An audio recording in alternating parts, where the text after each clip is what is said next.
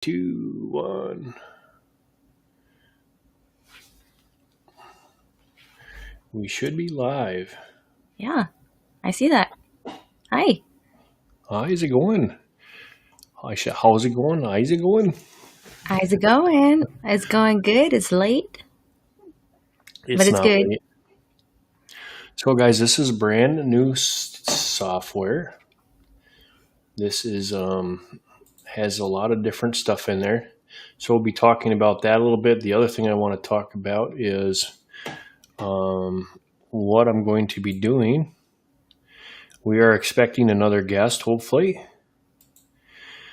So he should show up. Do I got audio on YouTube? Yes, I do. And we are live. Okay. Oh, it says Gray Man and Mallory. Yeah. It kind of gives it away. But yeah, tonight, once I'll wait a couple seconds to go in here, but I saw some really cool things too. Check this out. Red Burning Fires. Hello. Hey, how's it going? Good to see you again. Another night of fun and craziness. We're doing good. I don't know Red Burning Fires. Yeah, there's going to be a lot of new people that you don't know. Yeah. I know you've built a whole new community that I don't know of. Mm-hmm. That's what happens when you run around like a loose cannon all over the place. You get all these new people coming in here. We got 4 in the house. Don't forget to hit the thumbs up. We are trying out some new software. Like the title says in the bottom, Gray Man and Mallory. Gray Man should be stopping in here. He was working on some stuff. And Mallory's over there doing newbie stuff. Sorry, it's so weird. I have my headphones in here, but if I put it on YouTube, it goes on my speakers. So that's really weird. I don't know why it does that. You can change that. Yeah, I need to figure out how to do that. I'm still figuring out my new mic. Does your mic have a jack? Hey, Shawnee. Bananas, Shawnee. I just met her last night. Yeah, she was on, I think, the Rain Dance Bushcrafts live stream as well. I'm actually going to talk to Faith. I don't know if you know Faithful Prepper. Yeah. I'm going to have her on here, and we are going to talk about one of the things, like I titled this tonight, was homesteading and prepping. In the description, I said, are we ready for what's going to come? Do you have a thriving environment? And one of the things that was brought up in last night's discussion was female products. Well, that's a little bit out of my realm. So I'm going to bring in Faith and some other people because I don't usually worry about that stuff. I should, but I don't. Hey, there he is. The man of the hour is back. What's up, brother? How are you? Not too bad. How you guys doing? Pretty good. So, like I was telling Mal, Gray, is I'm going to, there was a topic brought up last night about, as preppers and homesteaders, we prepare for things that are in front of us, but not too many people are talking about the female side of things. True. Very true. Hey, Shawnee. So, guys, don't forget to share this out. I forgot to do that. I should do that right now. Yeah, me too. We're finishing up our worm kind of compost thing that we were doing outside and watering the garden at night, and a bunch of other stuff. So we're running around like crazy out there and trying to knock that out before I jumped on here. There you go. I was just editing, and Mark's like, "Hey, I'm going live in 20 minutes," and I'm like, "Yeah, I guess I can stop editing for a little while. I've been editing all day." Oh man, yeah, I know it can be. I threw a video together today. I was talking to Mark before that, and then as soon as I left with Mark, I ran out and did this video, and I got it out so late. I knew the views were going to be low. I'm hoping it'll pick up tomorrow, just because I got it out so dang late. But it's a video that everybody's been wanting to see, so we'll see what happens. Yeah. It came out good though. What's the title? It's what did I call it? Nature and get home bag. Everybody's been asking me what's in my get home bag. They always see me wearing this bag everywhere I go. It's always in my vehicle. Yeah. And people always had this curiosity, what's in it? Awesome. So I went outside to do it. I found there's a pond that I like. I sat on this log and kind of broke it down and showed everybody and went through some odds and ends that were in there and things that they could possibly use. And sometimes I go on these little tangents when I go into certain stuff, and it could lead to another video. So I try to stop myself, Yeah. instead of going Totally into it. understand. Yeah, I start talking about navigation and stuff like that, and I could literally make a whole video on that stuff. But I enjoyed myself. It was a good time out there. The weather was great. I built up a little area for myself to sit at, and the background was beautiful, at least for Florida, Nice. Yeah. Totally. I do have something special coming out. I have a bonus video coming out. I'm going to drop it Friday morning. I'm going to preload it so it comes up like Friday 8 a.m. And it's all about gators. I'm like three Cool. 3 to 4 foot away from these gators. Some people are going to be like, what the heck is he doing? That's cool. Yeah, I got a video coming out tomorrow at 10 a.m. too. It's been edited since last week. I have like 3 videos in my queue. So I'm like, I've never been this advanced before. Like I've been editing like crazy to try to get a little bit of leeway for the growing season. So I got to start that. yeah, I'm propagating my orchard for free, so it's like, if you guys want to propagate some fruit trees for free, that's how you do it. So that's what's coming out tomorrow. That's awesome. No, you put a lot of time into editing. I slapped this thing together today.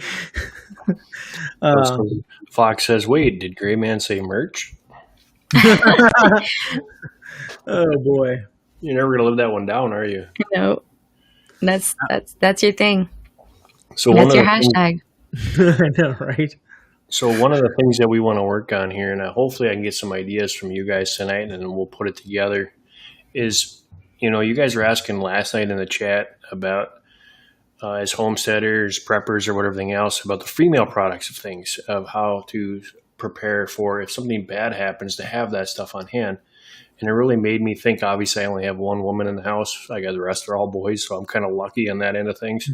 But Yeah. there's some other people that ain't out there that are, and they're also talking last night, which I thought was really neat, is that there's a lot more that are prepping, of women that are prepping and trying to blend it in with the homesteading. That's why I want to do this kind of homesteading and prepping kind of thing. Yeah. Is because they're seeing a need for it now. So then there's a couple of them doing it behind their husband's eyes and they don't know it yet. So when that pops out, they'll be kind of shocked. But I think it's really cool how the women are taking charge on this kind of concept, and you don't see a whole lot of it. So I really want to dig into that in the next couple live streams. Yeah. And see how we can, combine the two as homesteaders. Like me and Mal, we have our gardens, we have stuff that we can do, but do we have the things like we need? Because Mal, you got a bunch of little girls running around. What's going to happen later on down the road? Diva cup. Besides Ben going nuts,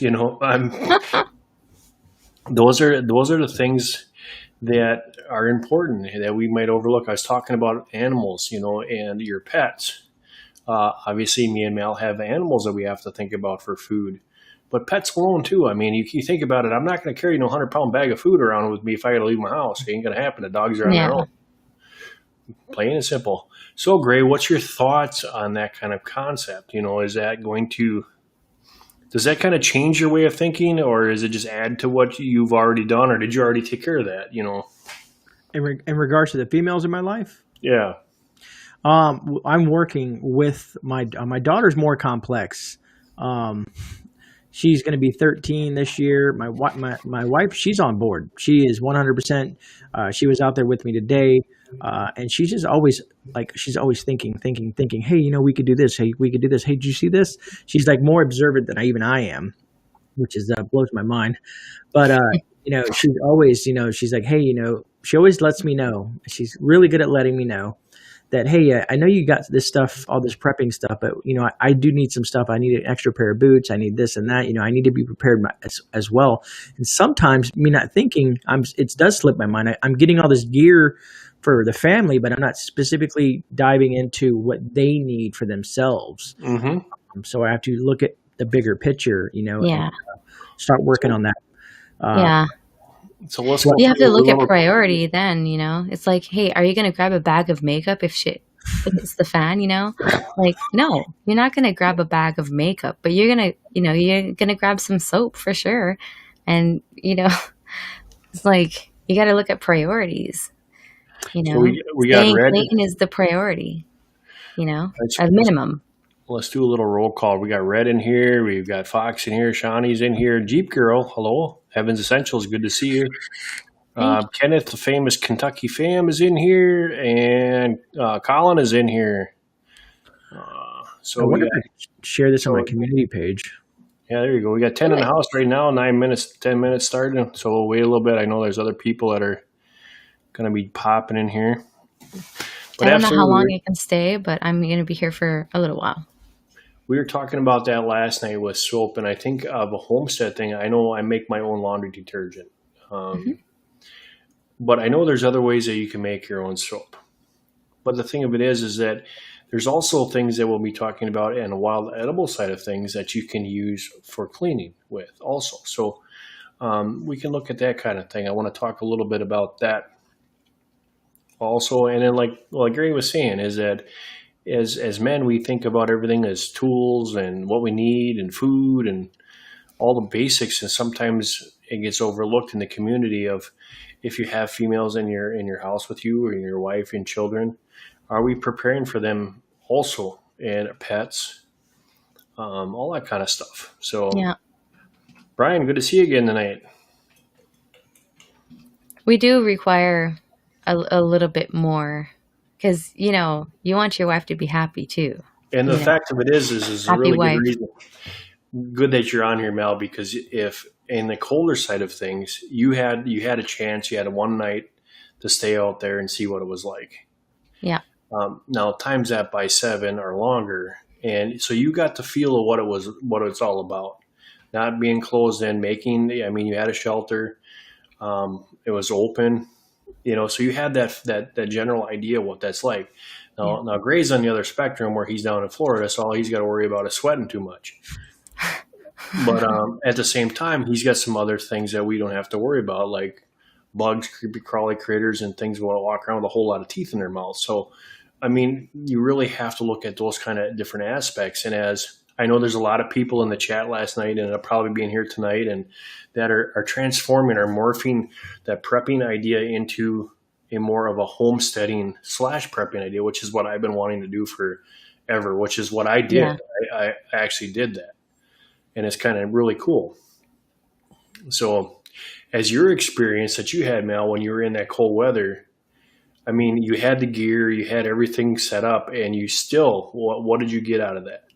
Was it? And what I got out of that experience was that I wasn't ready. I wasn't ready to go like way out in the bush, like I need to learn more skills. I need to learn how to start a fire with a fire rod and, just like the basics, like I don't have a fire rod. So I don't know. I can't practice right now, but I personally going outside for a night and stinking and smelling like fire, I don't care, but like for 7 days, I might be like, yeah, and especially if it's that time of the month, like that would be complicated. And I'm just really grateful that it didn't happen when it was that time.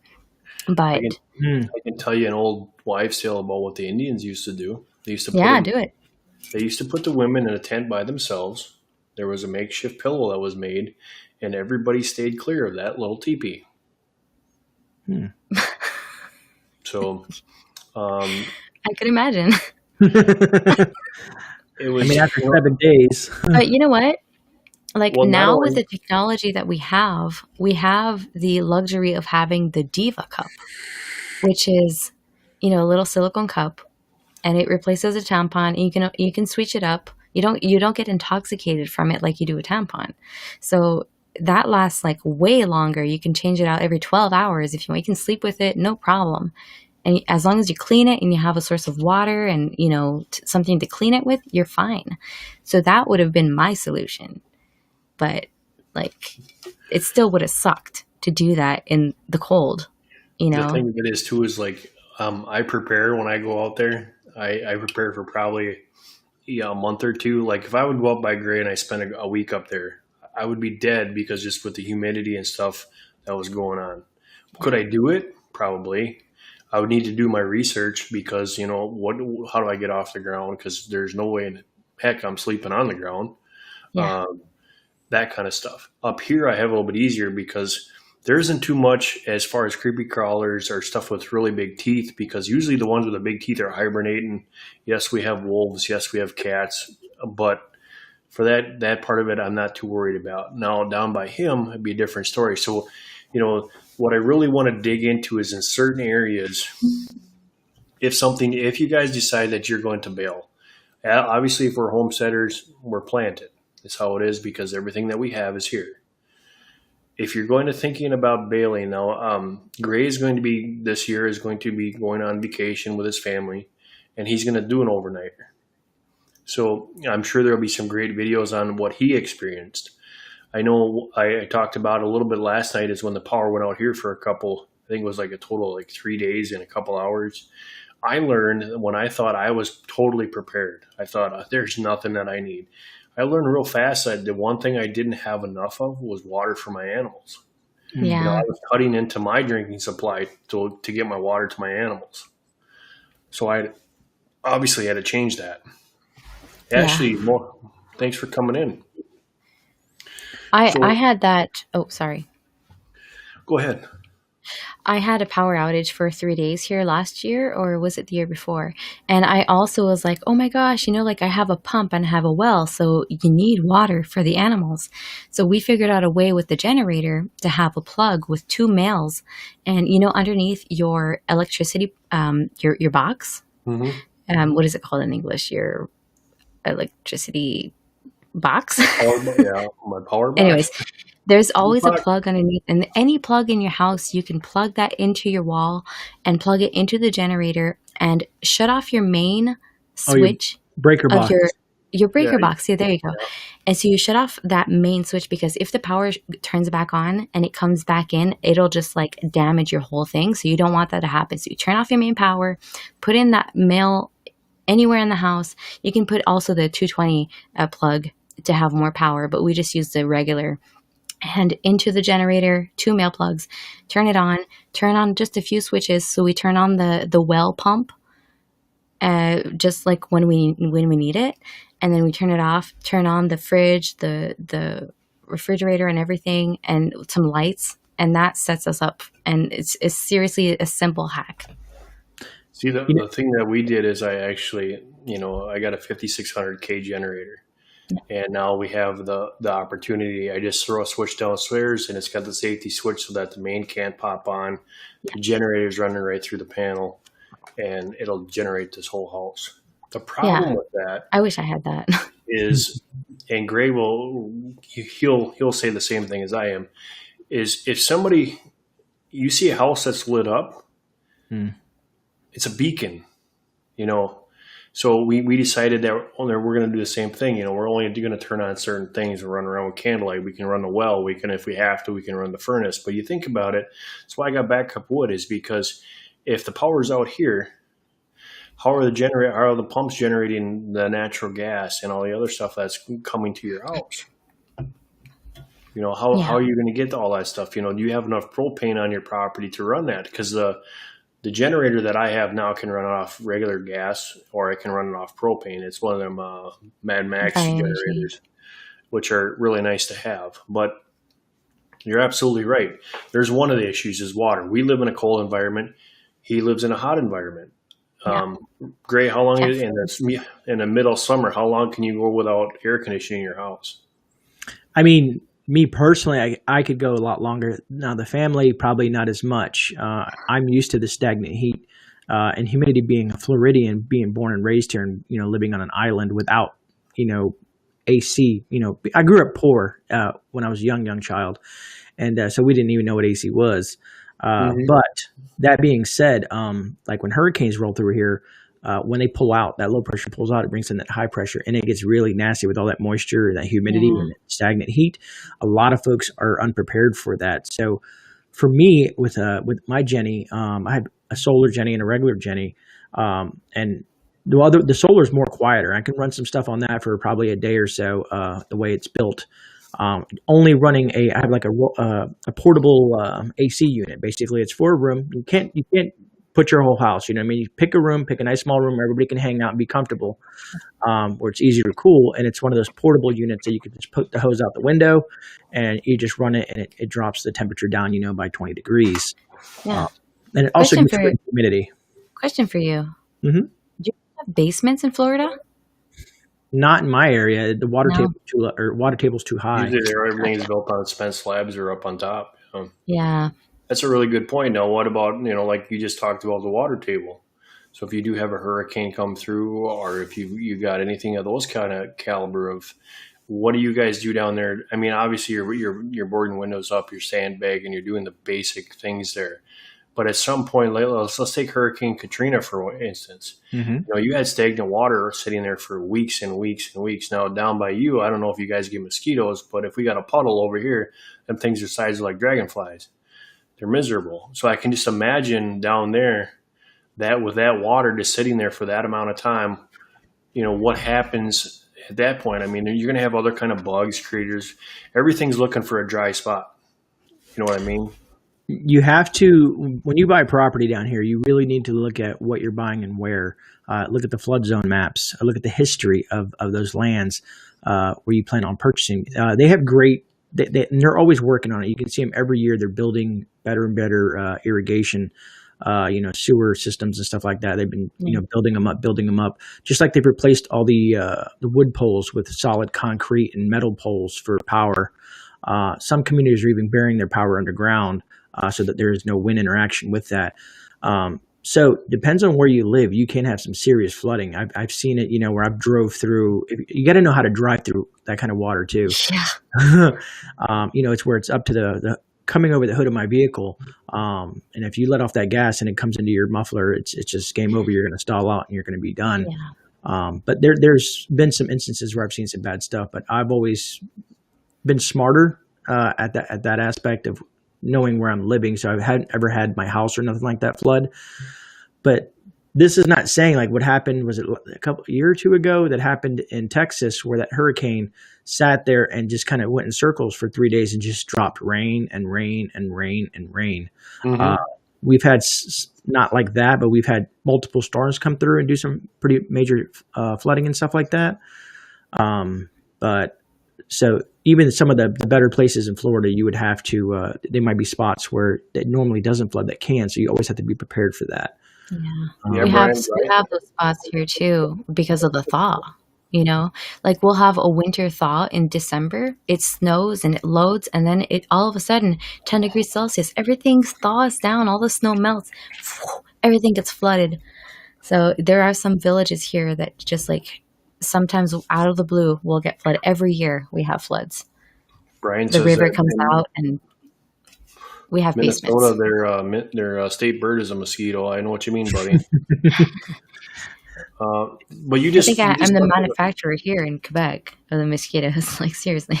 Gray just touched on another important thing is that, obviously my truck is set up for a lot of snow. So my tires are set up for snow and mud and stuff like that. I have the clearance so that I can go through. I mean, I can go through about 2 foot of snow with no problem. But I'm going to start to have a problem if I got 4 feet of water that I'm driving in, obviously. That's not a really good thing. So you brought up a really good point of this is that not only do we have to prepare for, it depends on your area. Mel, they look at the big diesel you got that set up in your rigs up there for your cold environment. Up here, we don't really deal with a whole lot of flooding, and a little bit that we do deal with, we have no problem because our trucks are mostly set up for wintertime driving. But down there or anywhere in the south, Texas, all the way, to wherever it floods, all the way around there, you guys must have a different setup that, you're not going to take a normal vehicle and be able to go through 4 feet of water. It'll come right over the top of the hood and you're done. If it gets an air cleaner, you're shot. So there's got to be there's another perfect example of ideas in your head to be thinking about. You can be, if you do have to go somewhere and something happens bad, you got the means of doing that. But I'm curious, Gray, Kuba, right? Yeah, yes. All right. I Cuba. remember your name.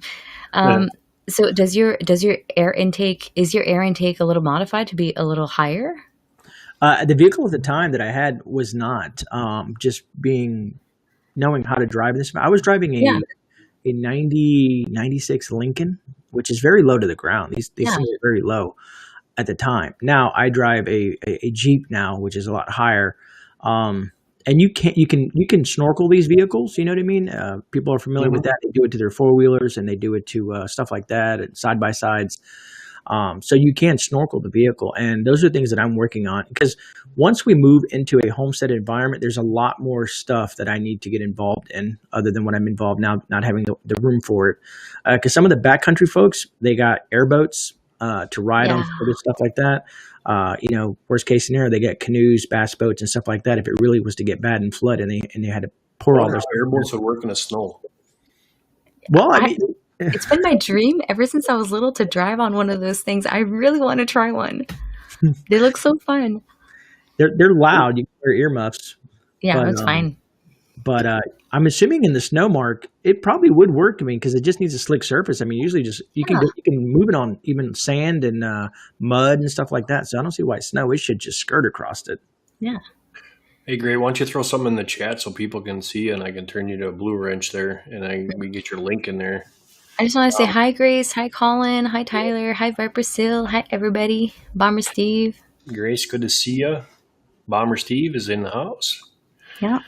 So tonight in here, well, if you guys don't know, me and Gray are working on it's going to be a wild edible medicinal podcast. There's Nice. going to be some giveaways in there. I've got the Peterson hand guide books, and I'm working on some other stuff. But we're going to do a series on different medicals, and this is from because Mr. Gray down there used to be a medic in the military, so he has some knowledge. So what we're going to talk about is how the plant it is, and then he's going to show you as a medical side of things what that is consisting of. So that is going to be coming up. We're working on that in the background. Meantime, what we're going to be talking about is more of how stemming together the homestead community with the prepping community. They are a lot alike, and I think a lot of people's goal is to get into the homestead with the prepper concept behind them, and because you're looking for that renewable resources of food, water, everything that the homesteaders already have in their stuff, their property. But no matter how you look at it, if it's bushcrafting, if it's homesteading, if it's prepping, you're all doing the same thing. It's all a skill set, and that's what I think the biggest point to this whole thing is what when the switch happens or when something does bad happen. Do you have that knowledge in the background to do what you need to do? Mal was this year. She did. If you guys haven't seen that video, go check it out. She actually did a one nighter in an extreme cold environment, so she had a taste of what I did last winter when me and Justin and Tyler went out, um, and she got to see how hard it was and stuff like that. I mean, she wasn't actually moving around and doing the things like we were doing and getting the wood and everything like that for the whole 7 days, but she got a real quick taste of what it's all about. Yep. Brian in Minnesota, he's in Minnesota. He knows what it's like to be in deep snow. I mean, one of my pipe dreams that I'm working on is I still want to go up to Bemidji and do the backwaters in the middle of wintertime when everything is frozen over. I heard it's beautiful. Um, so that's before I hit that 56 mark. I'm going to get there and do a week or two over there. Um, I You think know, huh? I was going to say I'm going to use the term. It might be already coined, but once we transition, I'm going to call myself a prepsteader. There you go. Yeah. There's a There whole you go. bunch of modern prep steaders out there.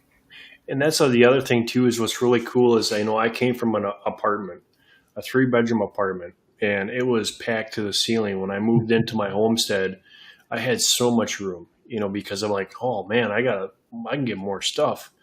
And you were talking the other night, Gray, about you did some dollar store and Dollar Tree buys and stuff like that.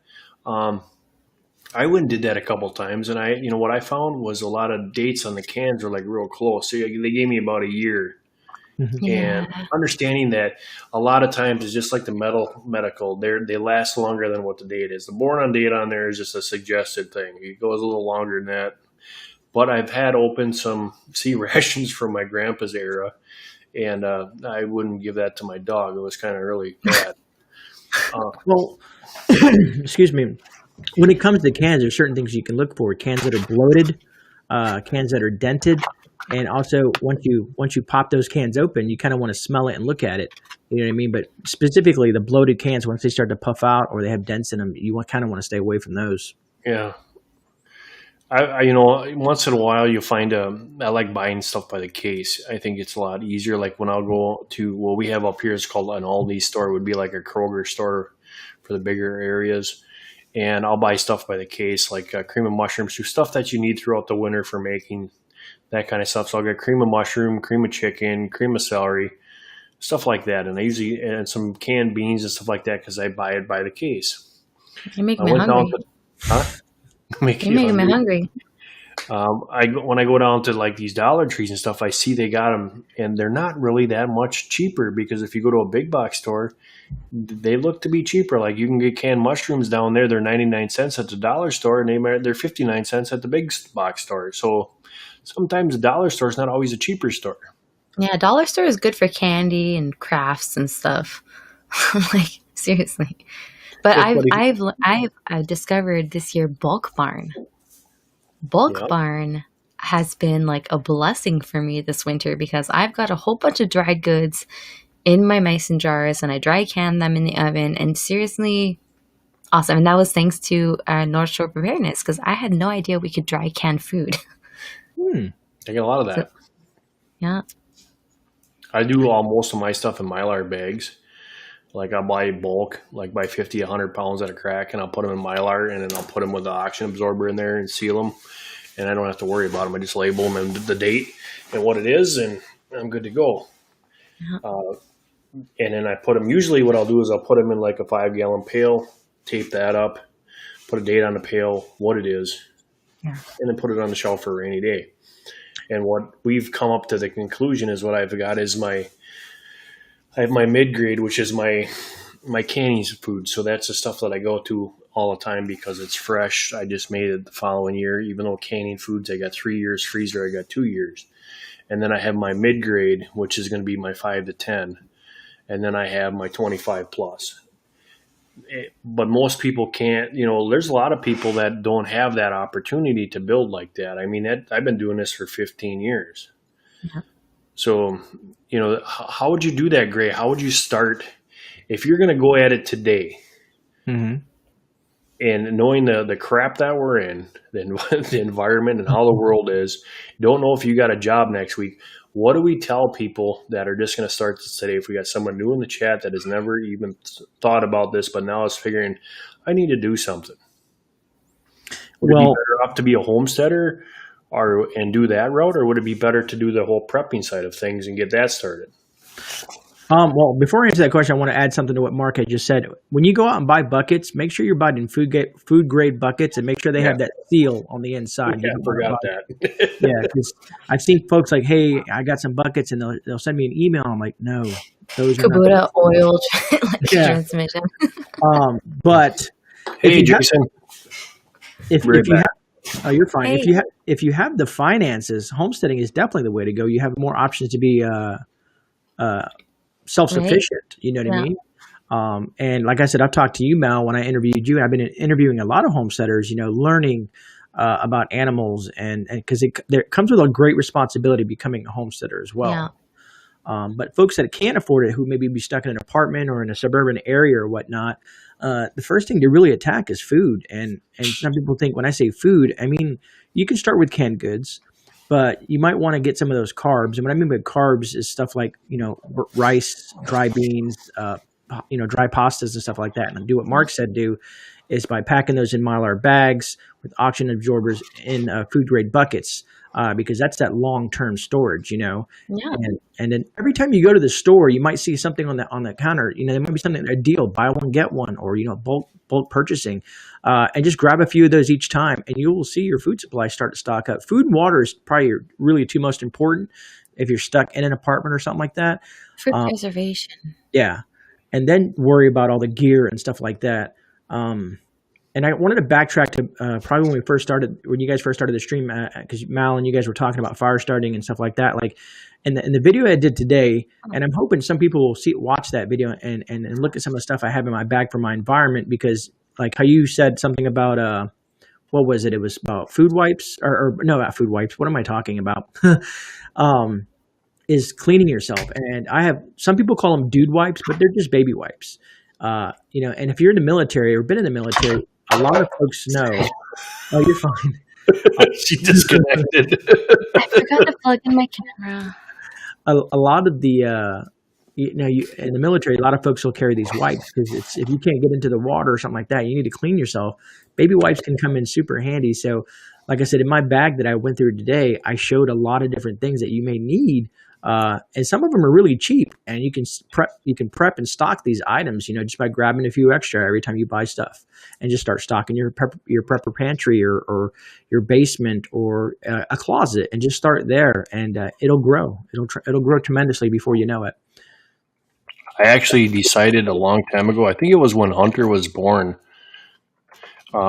we actually took a whole bunch because at that time Mama was working in an area where baby wipes, they'd have a whole bunch of them that they wouldn't seal correctly. So she'd be bringing these things home by the case. And I'm like, you know what?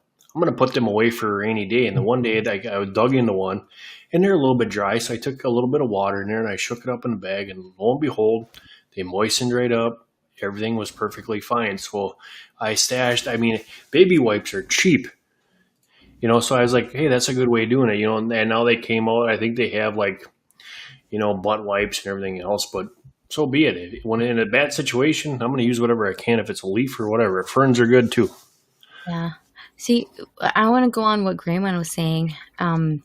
First of all, sorry about my camera. I forgot to plug it in. But when I was starting my homesteading journey, I wasn't ready to have animals because I was just building up my homestead, right? So I was doing construction and all that stuff. And I got into couponing and prepping and building up a pantry. But what I didn't know is that pasta doesn't like the humidity, and it can't be stored for very long in their little cardboard boxes in a basement. So it's like knowing how to preserve your food, like Mark was saying, in the bins. Man, like I still have some to this day that I thought was good, and I opened it and I was like, oh shoot, it's all moldy. It's not even the pasta that's moldy; it's the box that's holding it that's molding, and I'm like, I cannot eat this. So. But great. couponing is a really good solution for canned goods. I made you a mod now, bud, so you can throw your link in there. So anybody that's been on my channel with my guys here, Grayman Prepping is a awesome channel to go and watch. He busts his butt. Let me tell you, making videos and everything else. I mean, he does a lot more than I would even think about doing. Plus all the live streams that he does. So call me Bill. Yeah, finally caught your live, guys. Awesome. I'm glad you're here. So go and check out Grayman. If you're new, my guys here, if you've never seen him up before, you'll be impressed. I was the first time I met him, and we've been friends ever since. So same here. There we go. If that helps everybody, I threw it in there. I just wanted to get the actual. I hate the one link that doesn't have my name, so I just wanted to go into my YouTube studio and actually get the good one. Yeah, don't subscribe to me. I'm a vlogger. Everybody knows you.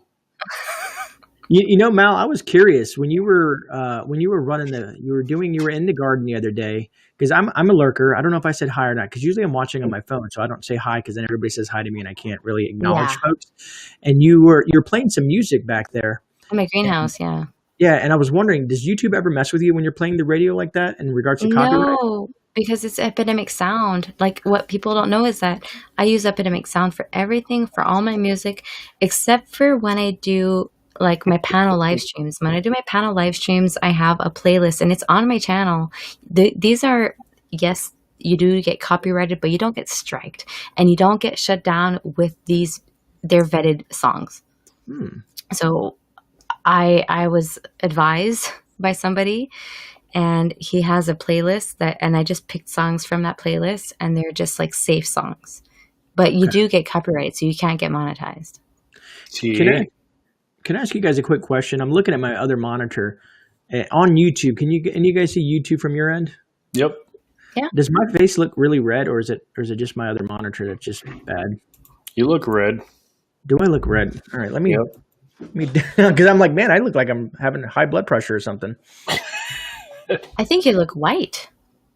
Kind of whitish red. Yeah. Is that? Let me see. Is that little? Let me the camera adjust You're with it. exposed. You're very exposed. How about that? Is that any better?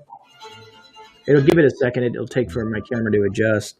Because it looks good on this screen. On my high end screen, it looks good. But See, the thing that we're dealing with is that I got like my 4K monitor.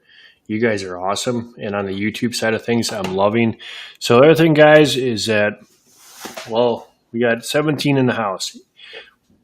Whoever's in the chat that is a creator streamer, please put a 1 in the chat. Me and Gray will save you $10 a month right now. And you get the quality that you're seeing now, because there is. Yeah, I love it. I'm gonna have to change some stuff here. It still look a little red on that screen. My 4K screen, like you said, Mark, I look great. It looks perfect. But on this TV monitor, it looks like I'm red. Ryan, pasties are one of the best things that were ever invented. And I go up to Michigan. I make a trip to Michigan just to get pasties, and it's got to be an alligator pasty. I love them. So if you, like I said, guys, if you guys want to save yourself $10 a month, have 1080p quality, have all the bells and whistles that you do in StreamYard, and anybody that knows me, I can't stand that platform, but it is out there right now. So that's one of the things I got to work with. So this is called Melon App, and this came from Grayman, and it's a new app that's out there that a lot of people don't really know about. What did you say today, that there was like 50 or 2,600 people that has so far gotten this, or what was that you said today, Gray? It was something like that when I looked up the statistics on it. It's very new, but it's done by Streamlabs, who's a very reputable company. And that's who I use, and that's why that got my attention right away, is because I do use Streamlabs, and I copy my StreamYard so that you guys can come in, and it's a big pain in the butt, so I get my 1080. This is $10 cheaper, comes with 1080 with all of the cool things and bells and whistles. Show us what it can do, Mark. So for 10 seconds here, I will show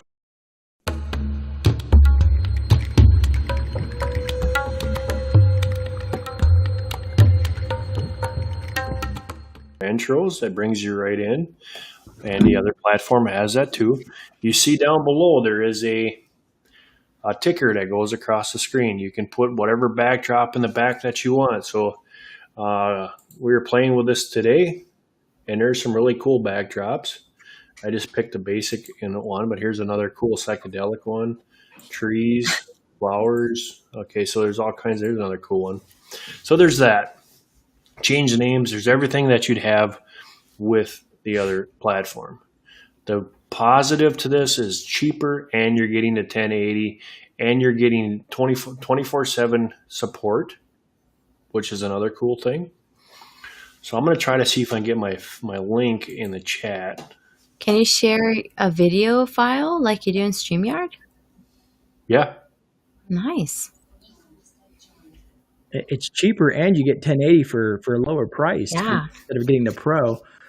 Evidently, I'm looking at this cheap monitor, and my screen I don't look as red now. I just turned on all this studio lighting, so hopefully that makes it a lot better. So it's telling me I look right blurry on the YouTube end, and I look clearer on the StreamYard end. Isn't it weird how YouTube's compression drives me nuts? Okay, guys, so it will not let me put the link in there. I will put the link down in the bottom of this video when we finish it here, and I'll put the link to where you can go and purchase this. And I think you guys will be really pleased at what's going on. What I really do like was the fact, like I was telling Gray today, is a lot of us that were in StreamYard, we complained about the size of the screen. If you would see my screen now, it is huge compared to what StreamYard offers you, which is really important because I like the bigger area and the fact that you can pull this up at full screen. We tried it today. I'd love to show you guys, but it just goes to infinity. Yeah. So, but I mean, you guys are on full screen, and that's what is different than what StreamYard was capable of doing. So, like I said, I will put the link down below, and I think a lot more people are going to enjoy this. I mean, it takes a lot to get me excited about something, and I'm pretty good with the tech, and this is actually what I was looking for. So I'm glad, Gray. Thank you for mentioning it. That's awesome. That's what I like working with other creators, because we all have little tidbits of great information that we can share to make our production better and cheaper. Mm-hmm. Yeah, it's like Canva too. If you add a whole bunch of people to your Canva and you share the link in the referral, then you get also some discounts. He's like, I wanted to say thank you, Quebec, for that, because I decided to do my 30-day free trial on the pro version. And where it really came in handy is making my my emojis for my memberships. It gave me a specific platform. It made it the right size. Yeah. I could pull over, copy, paste, and I could upload my images, and it was great. I was like, this saved me hours and hours of editing. And it's got great stock footage, and it's got, like, seriously, the bells and whistles, the transparent background. You can, seriously, I just love it. I use it, and I just integrate it to my editing because I have a very low quality computer and editing software. It's for free, so. Which one are you guys talking about? Canva. Yeah. Oh, I already had that. What are you talking? Yeah. Well, if you ever decide to get a membership tab, no, you don't have one, Mark. No. So, do you have one, Mal, with the memberships where you can join memberships and do? Not yet, but I'm working on it. People like to do that, give it extra support, and that's what I tell folks. Everybody who joins my membership tabs, I'll be doing member only giveaways, member only special videos, behind the scenes, the fun stuff, because they go the extra mile to help support the channel. Yeah. And like I said, making those emojis, the custom emojis, was a lot more harder than I expected it to be. Yeah. Take care, Colin. We'll see you on the next one. Thanks for coming Good by. night. I've be right back. I've been using Canva for about 2.5 years now, and that's how I made that thumbnail for your live stream, was with Canva. See, and a lot of people have been doing. I've been paying Pexels, I think $30 a month to do all my stuff on there now, and I might switch over to Canva because it seems a little easier to use, and it's kind of like a kind of cut and paste, and it looks good. And you can pay for the pay version. I did that for a couple months to make some stuff that I wanted to keep in, like my. Let me see if I can pull it up. But I'm thinking about going your direction with the Filmora. I'm going to be messing with that this week on my downtime. Hey, Van Vita Travels. Hey, how's it going? Well, here's another one. So Van Vita, I'm going to see if I can do something. I'm going to put the link in the chat if you would like to come up, because I also want to get the talk from the travel side of things. And because what we're talking about is the merge between the prepping community and the homestead community. And I know me and you've talked before about me coming on with a live stream with you and talking about the edibles and stuff. So if you're able to come up on a live stream here, I will put the link in the chat. And because I want to see what your thoughts and what you guys as a van travel community are really interested in, and what is your struggles as far as it comes to having that kind of a lifestyle.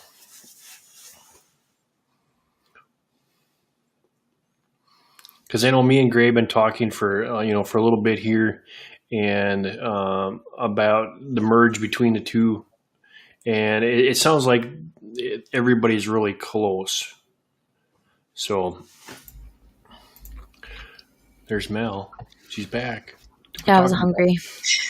I was hungry. That does sound. Snacks do sound good, but It's midnight. 12:22. So is it the same? I don't know if you can hide behind your bubble on this one. This is a new thing. I don't even know if I can share this on my. Let's see here. I'll get out of large. Let's see. Can I share this? Copy the link.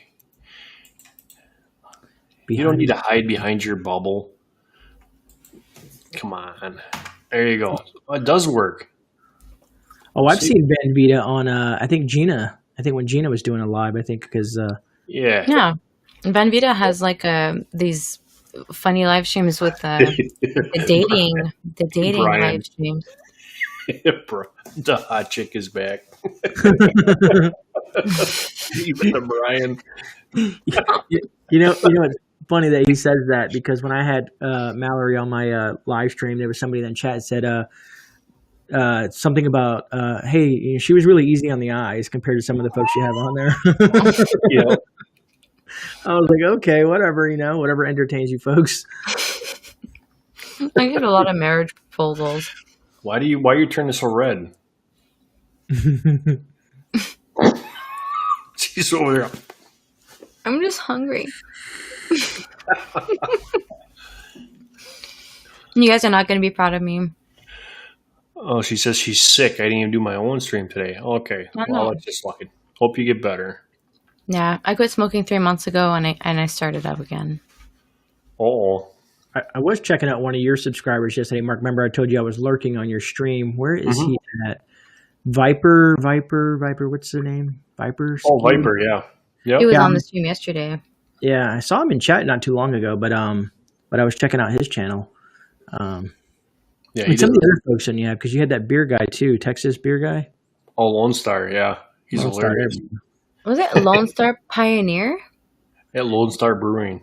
Yeah, Oh, Brewing. Okay. Lone Star Pioneering is another person. Yeah, that's what I thought. A lot of Oh, names out there. somebody just came in here. I just heard it. Oh, guess who's showing up? Oh, there. I can be on there without my picture. You just got a line slash through you. Looks kind of weird. I was a little nervous if I could be hidden. Oh my gosh. Because, yeah, I couldn't even do my own live stream, and I was supposed to be a guest on Gina's today, and I was just like, I can't do it. I slept most of the day. Oh, no.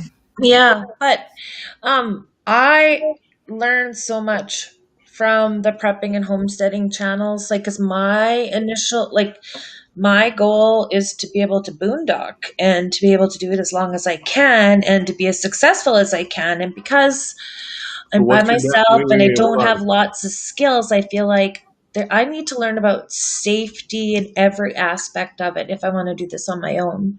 So for people that don't understand what boondocking is, because like up here it's called squatting. So Yeah, I guess it's the same. So for you guys, it's BLM land. For us in Canada, it's called Crown land.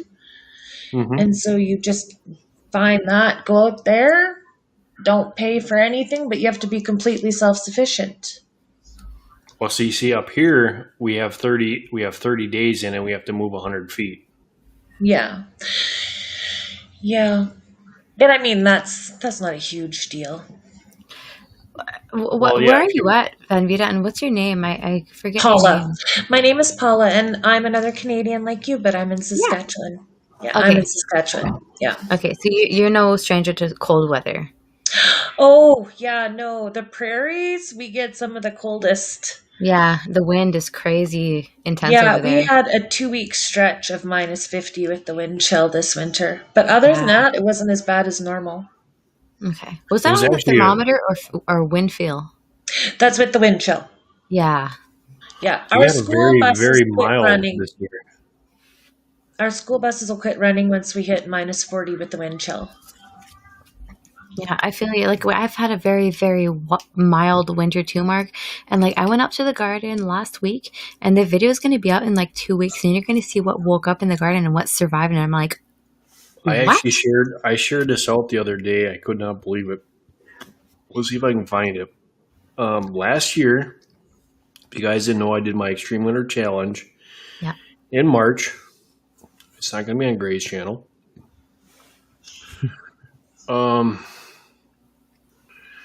Let me see here. I know I did an interview, was it? Yeah, Tuesday. I did Charlie. He's in Newfoundland, and they're getting lots of snow over there. Okay, so this was historically. So this is as of it was on March 22nd. The high here that day was 59. The low was 42. The normal was 39 and 19. Last year at this date, it was 33 and 15 with over 6.5 feet of snow. Right now we have 0. Yeah, Mhm. right? Yeah. Last year at the March 30th, I had 6 feet of snow still. Mm-hmm. And this year, I'm literally walking on the driveway and going in the garden. Yeah, we Yeah, have I no have no snow. snow either. Strange. Well, see, Gray doesn't understand the snow concept because he don't have snow anymore. He got rid of that crap. I haven't seen snow in I don't know a long time since I left Michigan. But yeah, we don't get snow. We'll get April showers coming up, so it'll be rain season. Mhm. Yeah, Brian, you're right. I mean, I've been to Canada a lot, and before they got real strict in the borders and stuff like that, it is a beautiful place to go. Long as it isn't in the summer when the mosquitoes can get you, but because their mosquitoes up there are bigger than Michigan state bird and Minnesota state bird, so they're terrible. Actually, I was in FFA. This is hilarious. So we went fishing up there. I was in Canada for a whole week fishing. And you go out in the boat, and all of a sudden, the mosquitoes came, and you couldn't fish anymore. You had to go in. So you're sitting in a cabin. So me and my buddy got this idea that we were going to go out like at 2 in the morning. And we took the mosquito nets along just in case. So like the first half hour or so, the mosquitoes were just nuts. And then it just vanished, and we could fish freely without getting tore up. So as sunrise coming up and people are coming out of the cabins and everything else to go fishing, we're going to bed, and we got all the fish we need. And they're like, "What are you guys doing still up?" I'm like, "I'm not getting eaten up by them damn mosquitoes. Forget that." My FFA teacher, Mr. Day, looks over and he goes, "What are you?" He goes, he was shocked. He says, "I don't understand." I said, "You got to think outside the box." So, the little story was kind of funny, but the mosquitoes up there are huge. Yeah. That's why we don't mind the wind sometimes in the summer. It keeps the mosquitoes away. This is March 30th, last year. You see that? Wait. Yeah. March 30th, and I was with snowshoes going through the snow. And like, if I would have taken off my snowshoes, like I sunk in like I'm 5 foot all the way to I here. was going to say, you got to remember she's legally a midget. Not legally, come on. I'm 5 foot. I think to be a midget is like 4'8". 4'6", I something think like it that. is.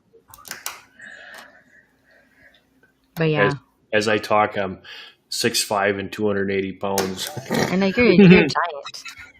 What? You're Bigfoot. Yeah, that's what I did last night. Everybody's saying about Sasquatch and everything like that. I'm like, yeah, I got a Bigfoot.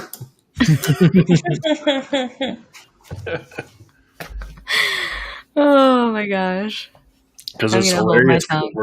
We're out in the snow, and every other step, it was funny because I told Tyler, I said, just walk on my tracks because I got the Bigfoot snowshoes. They're called the Fat Man snowshoes is what I call them. Because they're so much lighter than what a normal snowshoe is.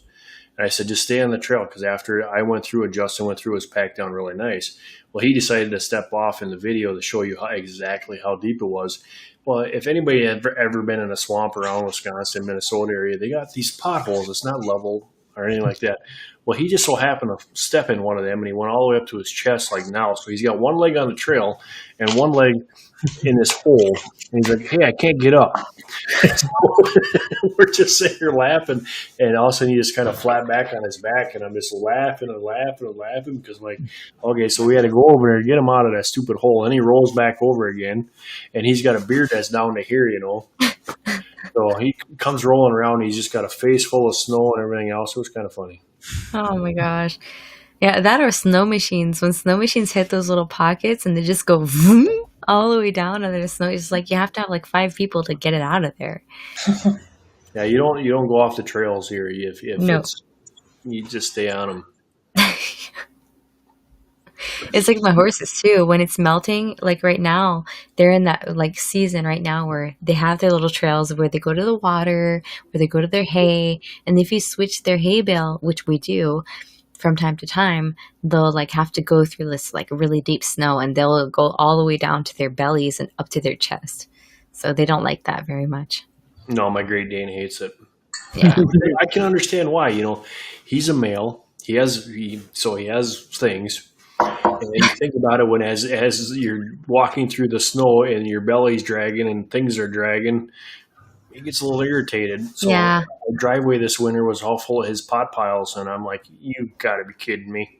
Because if you never notice what that will do to a snowblower, a frozen turd through a snowblower, Oh my gosh, we blow like horse crap all the time with the snowblower with the tractor. Like I would literally clean up my. You got a Yeah. tractor. I got to walk behind a 30-inch walk behind. So when you hear something like a gunshot go off, it's like all of a sudden. Yeah. I sold mine this year. I wasn't using it no more. But yeah, what also it's what also sucks for the horses is that sometimes they're like one day you'll have like ice and then snow and then ice and then snow. So they have to walk through that, and sometimes it sort of hurts their feet. But I don't really have a choice to do that because my horse has white line disease, and like I need to make sure that where he's eating it's clean and that he's not stepping in his crap all the time, and like with hay and crap and then the humidity it stays wet. So I have to like switch it up a little bit so that it stays clean for them. Just tell them to use the bathroom. I wish. Anyway, Paula, what is some of the things that the van community, as far as prepping and homesteading, where you would think that the van community would benefit, or you guys think that you fall short on and you would benefit? Because as we talk about this down the road here, this is going to come up. Yeah. Well, I can't speak for everyone, but for myself, everything we have is limited and everything needs to have multiple purposes. Yeah. So that's homesteading 100%. Yeah. Yeah. So, I mean, for example, for myself, I learned how to do my complete solar power system myself and installed that in my ambulance, but I've also learned that it's not as efficient in the winter on the batteries and such, right? Yeah. So now I've learned, okay, well, I put in, like, I installed myself a diesel heater. I have propane as a backup. I'm getting a wood stove. Like, really, I'm like, it feels like it's overkill, but at the same time, I got stranded where I couldn't get started in the winter here. And I didn't even know how much propane I had. Like, how do I know that? Someone told me after, when it's cold, you can throw hot water on it and you can see the level line of where the propane's at. I didn't know that. Yeah. I was just panicked. Yeah. And propane freezes. Yep. Propane condenses. Yeah. What about putting your solar batteries in an insulated environment?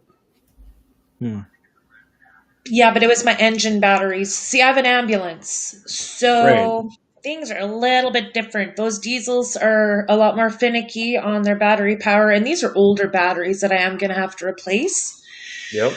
But even because I keep my house batteries separate, I have it set up so I charge them off my alternator. I charge them off my solar. And now I have a little tiny 700-watt generator with a battery maintainer to charge as well. So if I get stranded on my own, I can just boost myself with that at some point. Yeah. You can't put like a trickle battery or a trickle lamp on that and just have that your solar panels charging your trickle lamp or running your trickle lamp? I don't need the trickle lamp for the solar. It goes directly to it. No. But don't forget, in Canada, because we're so much higher, we don't get the same battery, or we don't get the same amount of sun intensity. Oh, yeah. Right? So, yeah, having the batteries insulated would be good, but I'm not living in my ambulance, so I'm not keeping it heated all the time. You mean we don't have the same sun intensity in the wintertime? Yeah, because of where we are on the globe. What parallel are you on? Well, I don't know what I'm an hour north of the border. I'm an hour north of North Dakota. But so if you compared any of us up here in the north, like you and I, compared to, say, someone in Texas or Florida, they get much more intense sun over the winter than we do. You know how our summers, we get longer hours, and then in winter it gets really short. That's because of where we are on the axis of the world. Yeah. True. So there are calculations you can make for how much solar you have and how your needs change depending on where you are. Yeah. in North America. Because I'm so used to like growing in the wintertime with the greenhouse and the angles and everything, and we have like a very good like winter sun for winter growing in a greenhouse. But you're in the But I mountain. never thought about that for solar energy. Yeah. Yeah, but you're in the mountain though. There's a difference. You're at high elevation compared to. Yeah. I had a question for you guys because I'm Hey, I have Howie. I have a like so someone taught me that you can take an alternator, right?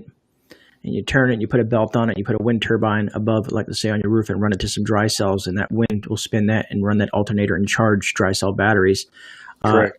Would that be more functional for someone like because up in Canada, you guys have like a lot of strong winds in some of those areas?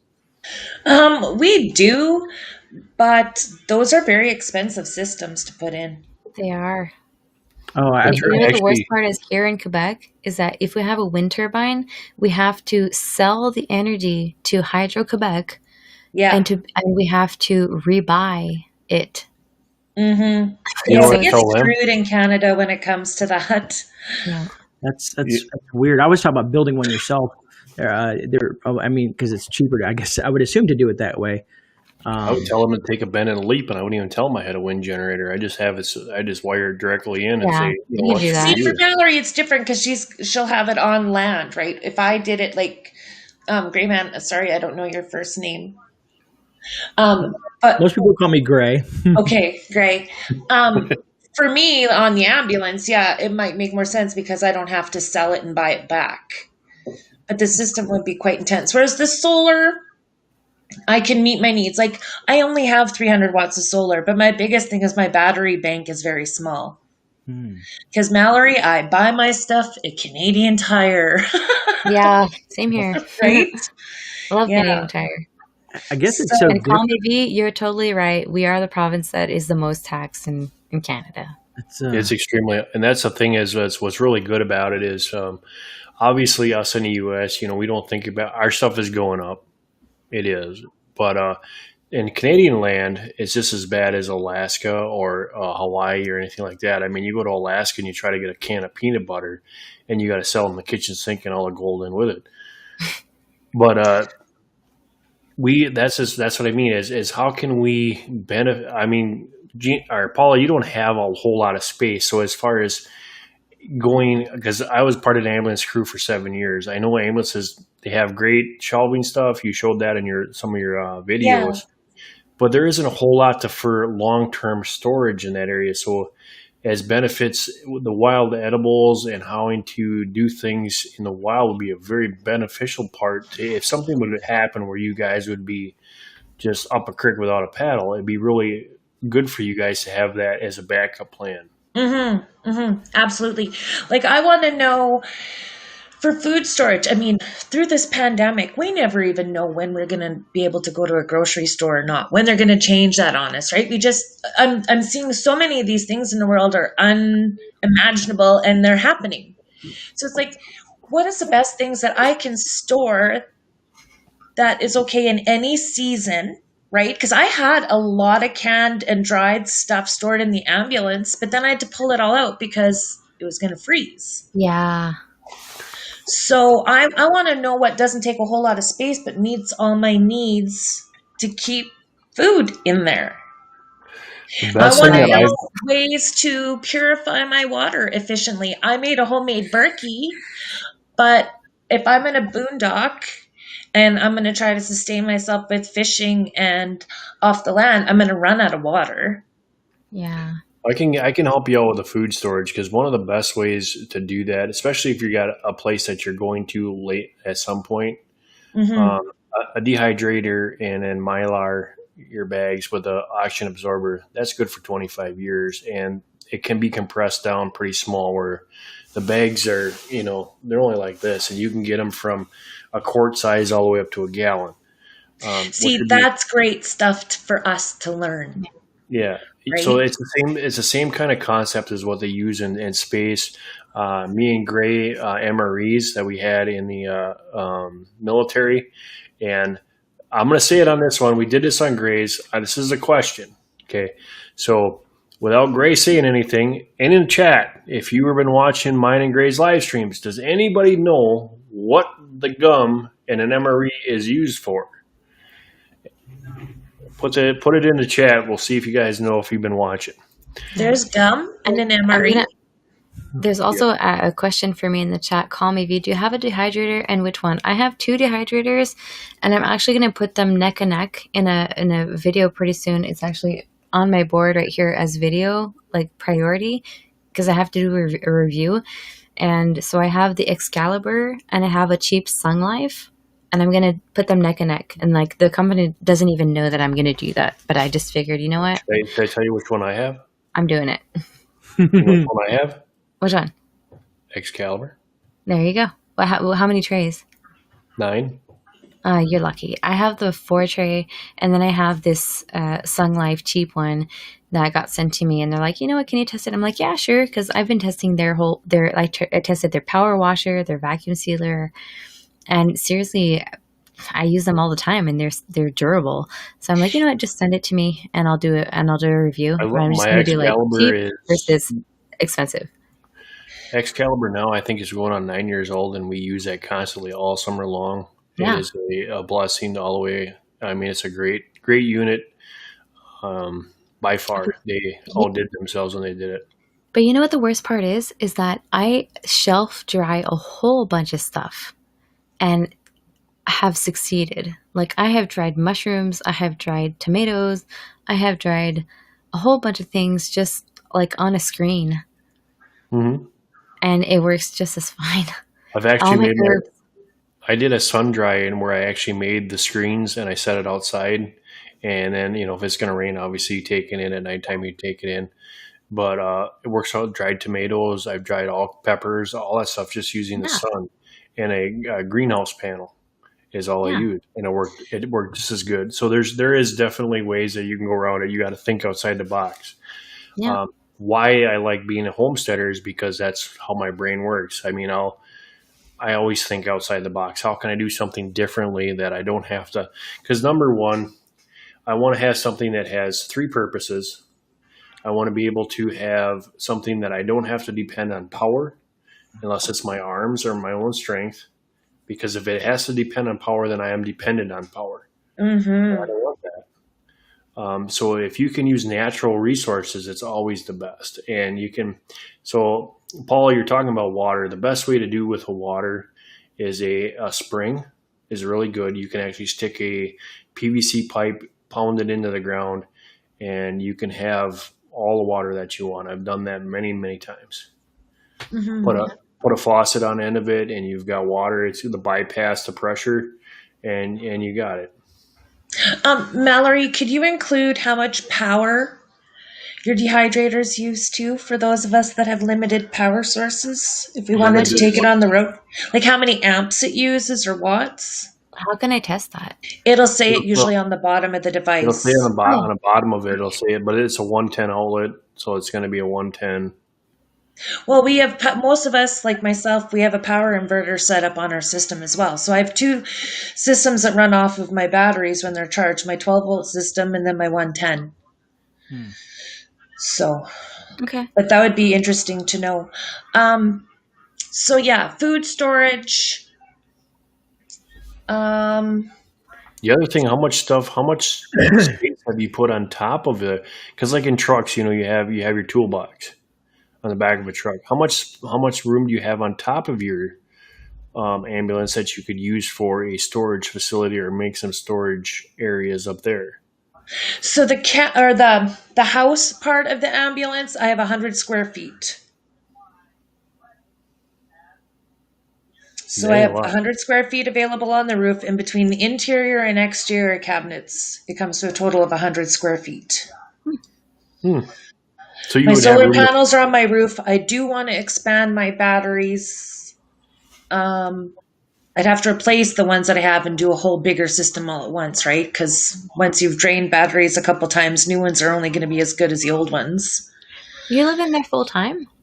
No, not yet. I have a house.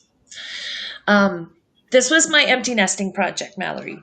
Okay. I knew that I'm in a single mom forever. My son was getting ready to leave and go off to Oh. university, and I was crushed. And I was watching YouTube, which I rarely ever did. And I came across some van life channels, and I was like, holy shit, that's for me. That is what I want to do. Usually when we went on big trips, we went in a little car, we tented everywhere we went. And I'm like, I am so much more secure in this unit, right? Yeah. I feel safe to travel. I feel safe as a woman to travel alone in it. My more concerns for safety is, and Mark's talked about this on my channel before, and people have requested Mark to come back.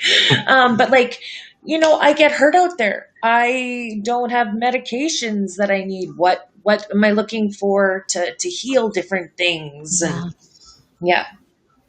Right there. There's a medic sitting right next to you. Oh, sorry. I'm trying to look up the amperage draw on the caliber, and all I can find is watts, 400 watts I'll on the have to go tray. look on mine or when Mal does her test because mine's a big one. She's got the little one, so Yeah. I can tell you, Paula, what it takes for amps. Okay. It all depends on what you're cooking because it's a temperature. So like for like edibles, oregano, spices, stuff like that, you're only at 90 as a temperature. And then if you're going to like the beef jerky side, you're at 126. So that's going to draw the most amps because you're using the most wattage. Again, making me hungry.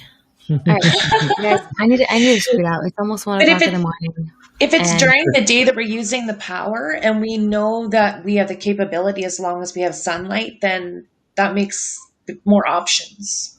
Mm-hmm. Yeah. And usually the dry time on an Excalibur, depending on what you're drying, is usually about an 8-hour dry time. I've done oregano and stuff like that in like 6 hours, stuff like that. See you later, Mal. Bye. Bye.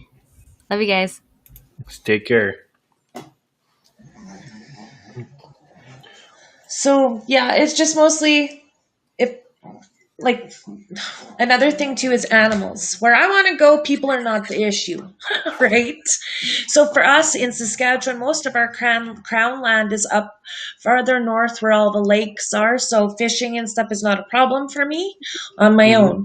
But bears scare the bejeepers out of me, right? And I know from where I've lived when I was younger before, you can go berry picking in certain seasons, but at the same time, you have to be very careful and watch for signs that bears have been there.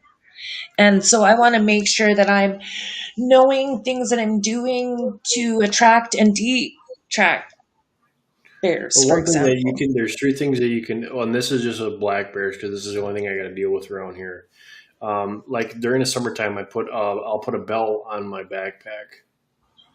Because black bears, they will turn away and run more nests. It's unless they're with their cubs or something like that, and you come on top of them and they're not expecting it.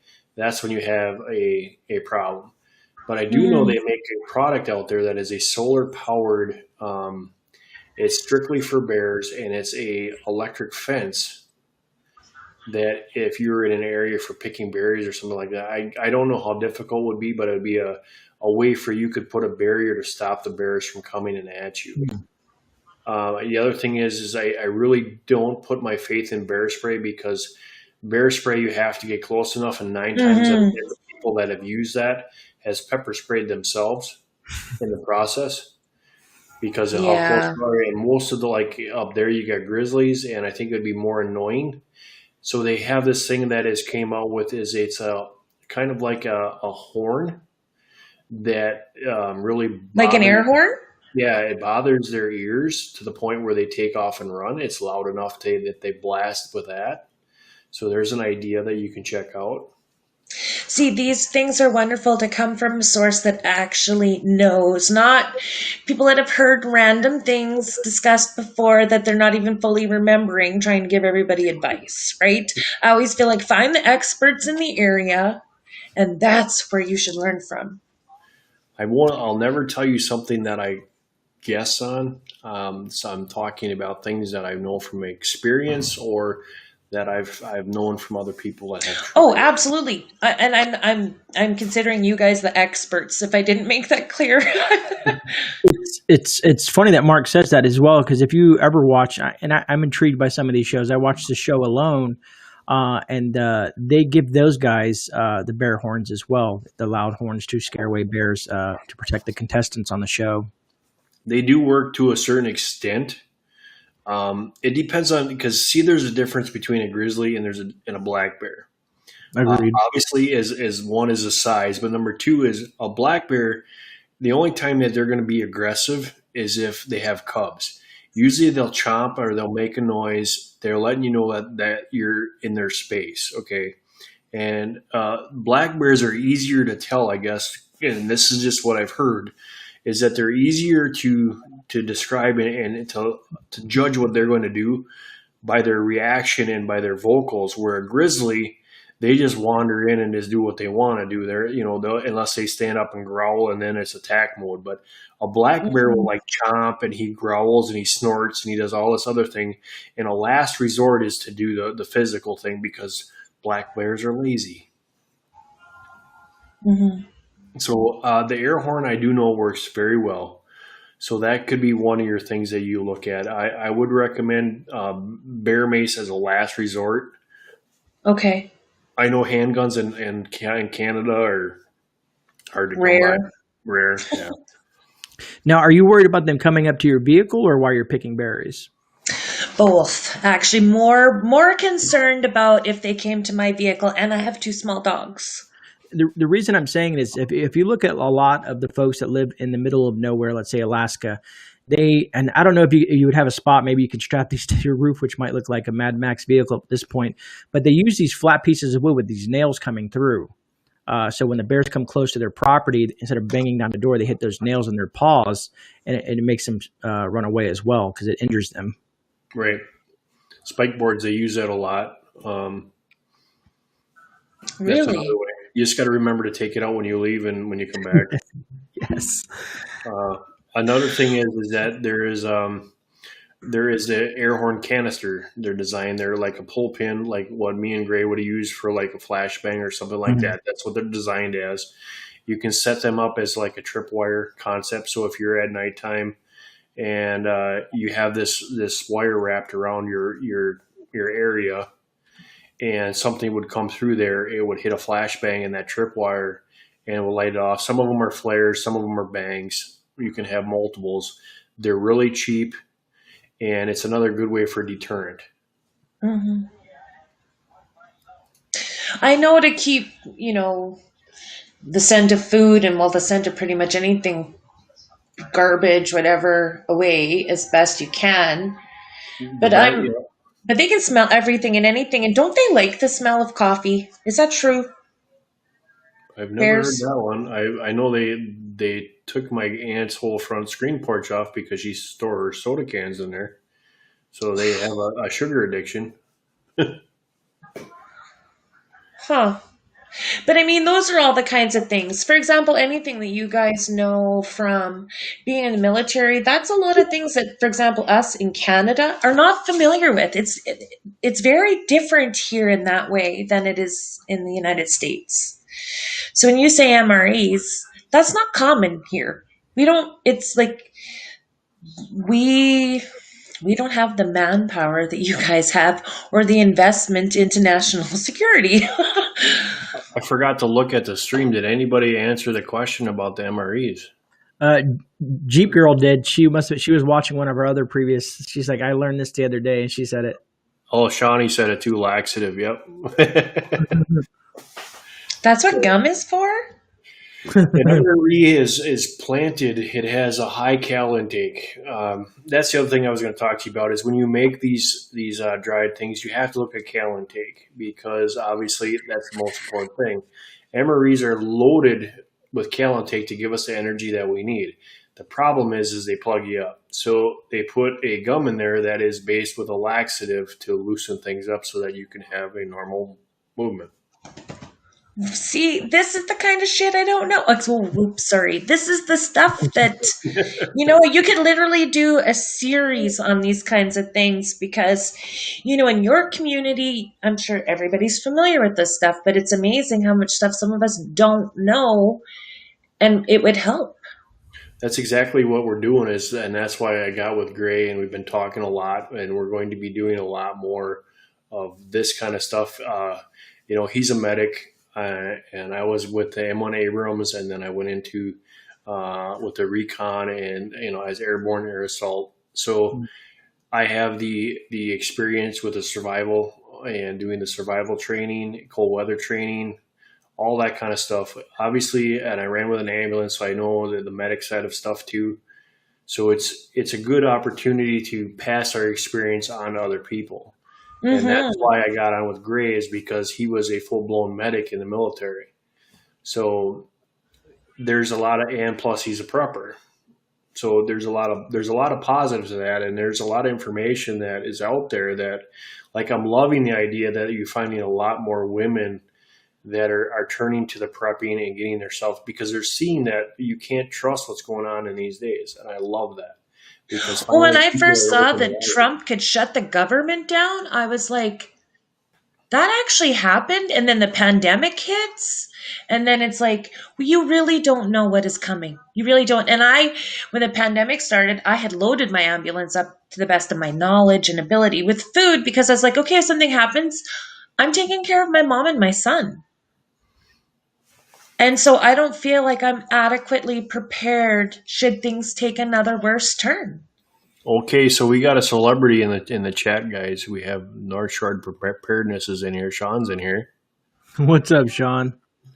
So Sean, I'm gonna Sean, I'm gonna I know you got a camera, and I'm gonna give you a link here. Hop up Oh, and and join the Brian, club. my comment wasn't good or bad about Trump, just that an entire government can get shut down. Any government can do that. But I didn't know that that could happen.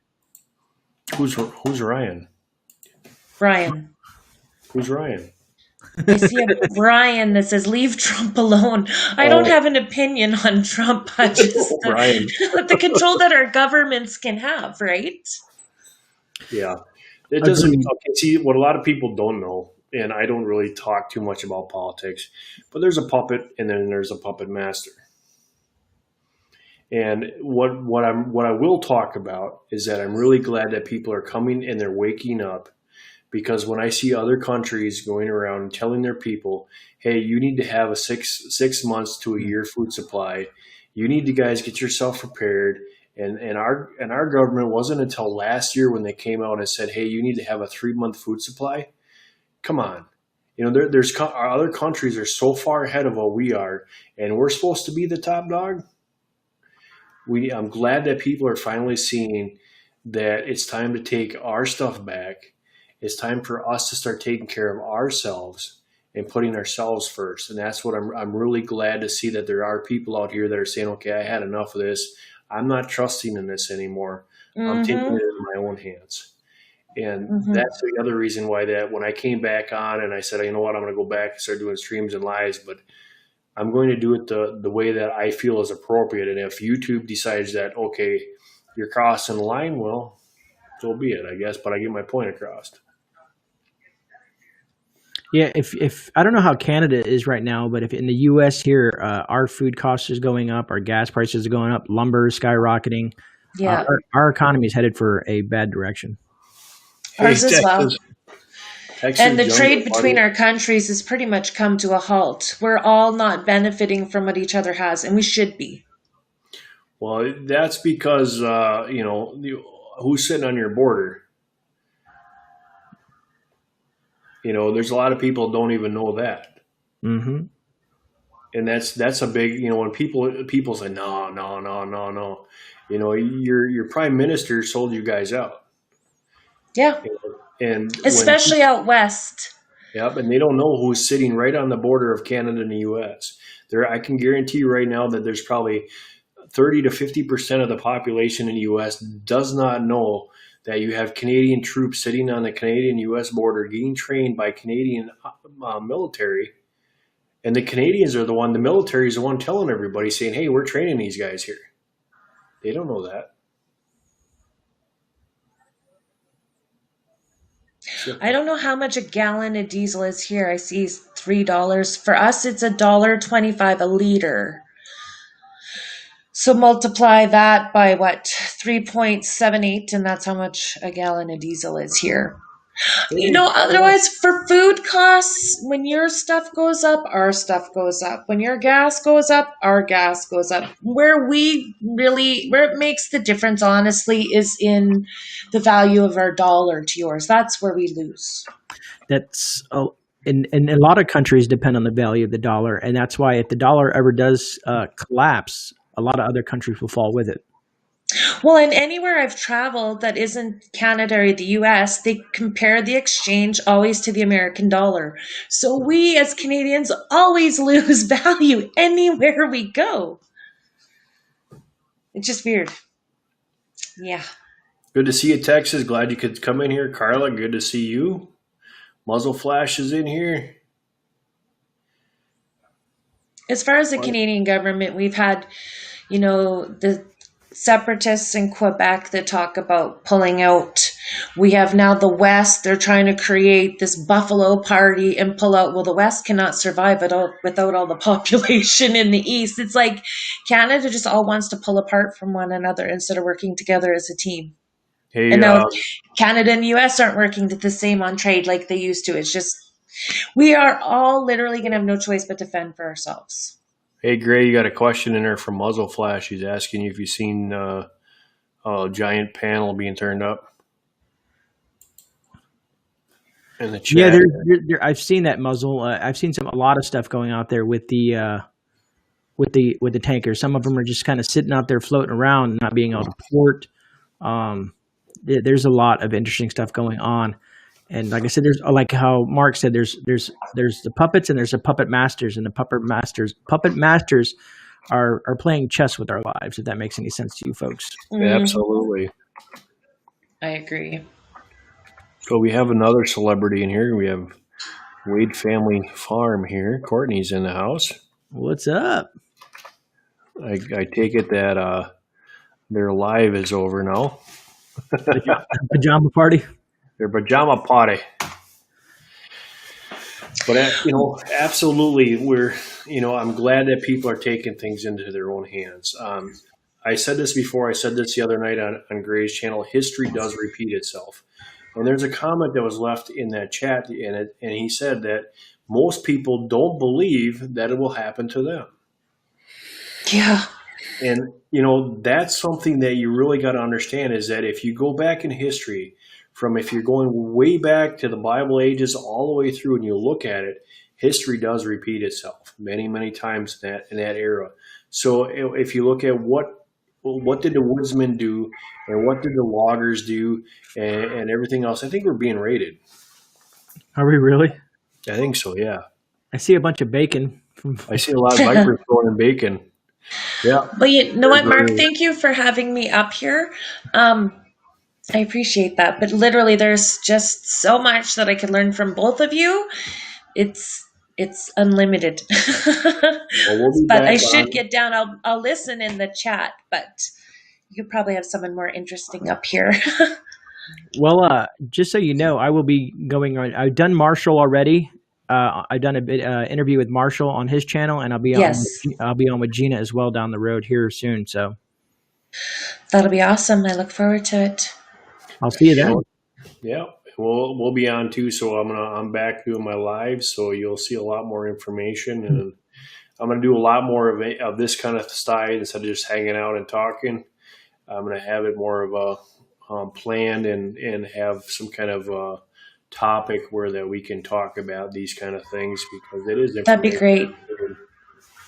That's awesome. Thank you so much, guys. It's nice to meet you, Gray. Take care. Nice to meet you as well. North and South Homestead. Sorry about that. I see that you got the old StreamYard dog has caught you. But yeah, I see there's a lot of, that's what I mean, Gray. There's a lot of people out there that are really looking for this information. And it's really cool that I see that they're actually coming around and they're actually seeing what's going on, and that they no longer got the blinders on. And now they're worried because they're not in that position like we're on, where am I comfortable? Yes. Could I do better? Probably. Am I gonna be sitting good for a while? Probably.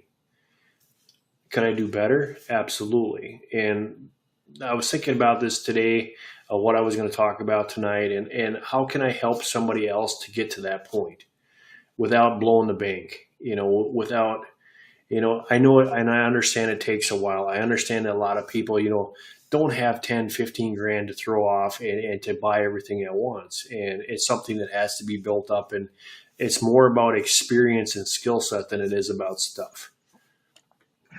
I hope people in chat understand that. It's like we talked about before, is a lot of people have stuff sitting on a shelf that they never touched. You really got to learn your gear. You really got to have an understanding of what you're doing. It's same thing with bushcraft. If I have a bunch of axes hanging on a wall, they look great, but I can go out and cut myself with them.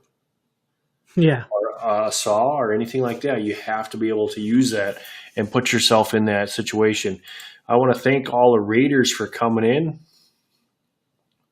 That is awesome. Viper, you got a chicken. What's going on? Good to see you, Jess.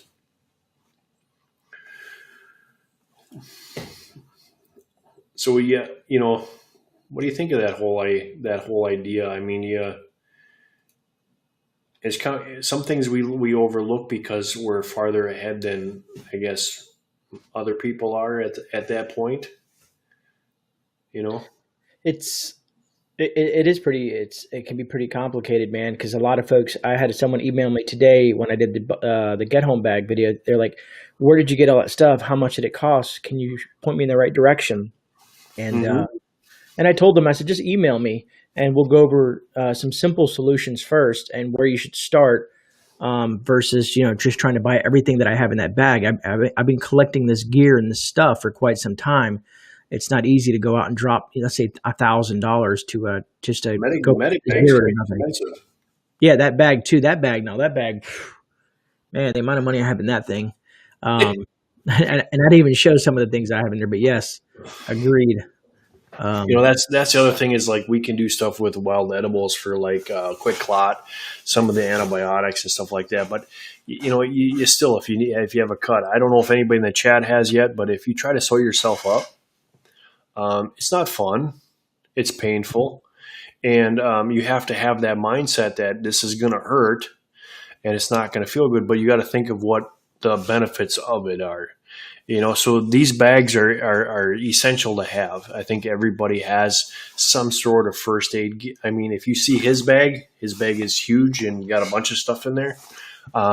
They're essential to have. So if it's not one thing that you don't have, it'd be something that you might want to check out. Sean, hey, you want to come up here? I think I'm in the basement, Mark. Let me see. I think you are. Look at that. Hey, guys. Good thing I read my chat. How you doing, Mark? Pretty good, buddy. How about you? Good. I'm all right. I'm good. Thanks. How you doing, great man? Not bad yourself, brother. Good. Very well. Thanks. Hello, everyone in the chat. What I see going on here is awesome. And it's kind of part of what I try to do, sort of my job as I've sort of adopted it in the community is put minds like the two of you guys together. So that, you're both similar of mind with your backgrounds, right? Professional backgrounds. But yet two completely different knowledge bases as well, depending on what you've learned aside from professional careers. So I think it's great to share. I think it's great that, guys get together and talk about it and help get the message out. Absolutely. That's kind of what I've been talking with Gray, and I've been on the phone with him and setting up some podcasts and doing some behind the scenes and getting things ready to roll out. Just the times to get our schedules together. But absolutely, I truly believe that, if now is not the time to start thinking about this kind of stuff, if you're not in the process, I'm not a scare tactic kind of person. I'm the most laid back person you're going to meet. But now is the time, because if you're not seeing that the world is not quite where it should be by now, then you need to get off the TV. I mean, a lot of people realize real quick that the multimedia and the news outlets, where do you get all your information from? It's usually YouTube. And we really have to pay attention to what some people are saying, because there are some people out there that'll hype things up and make it sound like gloom and doom and everything else. so be it. Let them do their thing. But you can be prepared. You can have yourself set aside. When something bad happens, like a hurricane or a blizzard that we would fall into, Sean, or the power outage, you guys are set and you're safe. You have food on the shelf for your family. You have some means of way of heat or electricity, I hope, and water supply, and you're set for that situation. And like I talked in the beginning, is the best thing to do for us was to find out, even after everything that I had put away and everything else, was the time when the power went out. It really opened my eyes to see what I was short on and what I needed to work on. And That's for sure the real true test there. And I mean, people can go ahead, and people do it all the time, especially in the sort of prepping end of things, or even the bushcrafting side of things. You go out and you do extended outdoor winter challenges. You put yourself to the test, and you put your gear to the test, and you really identify the holes.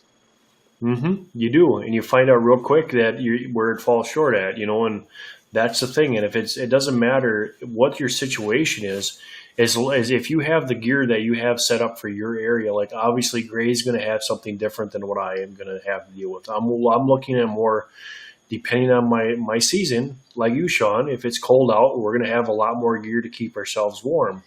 Gray doesn't have to worry about that.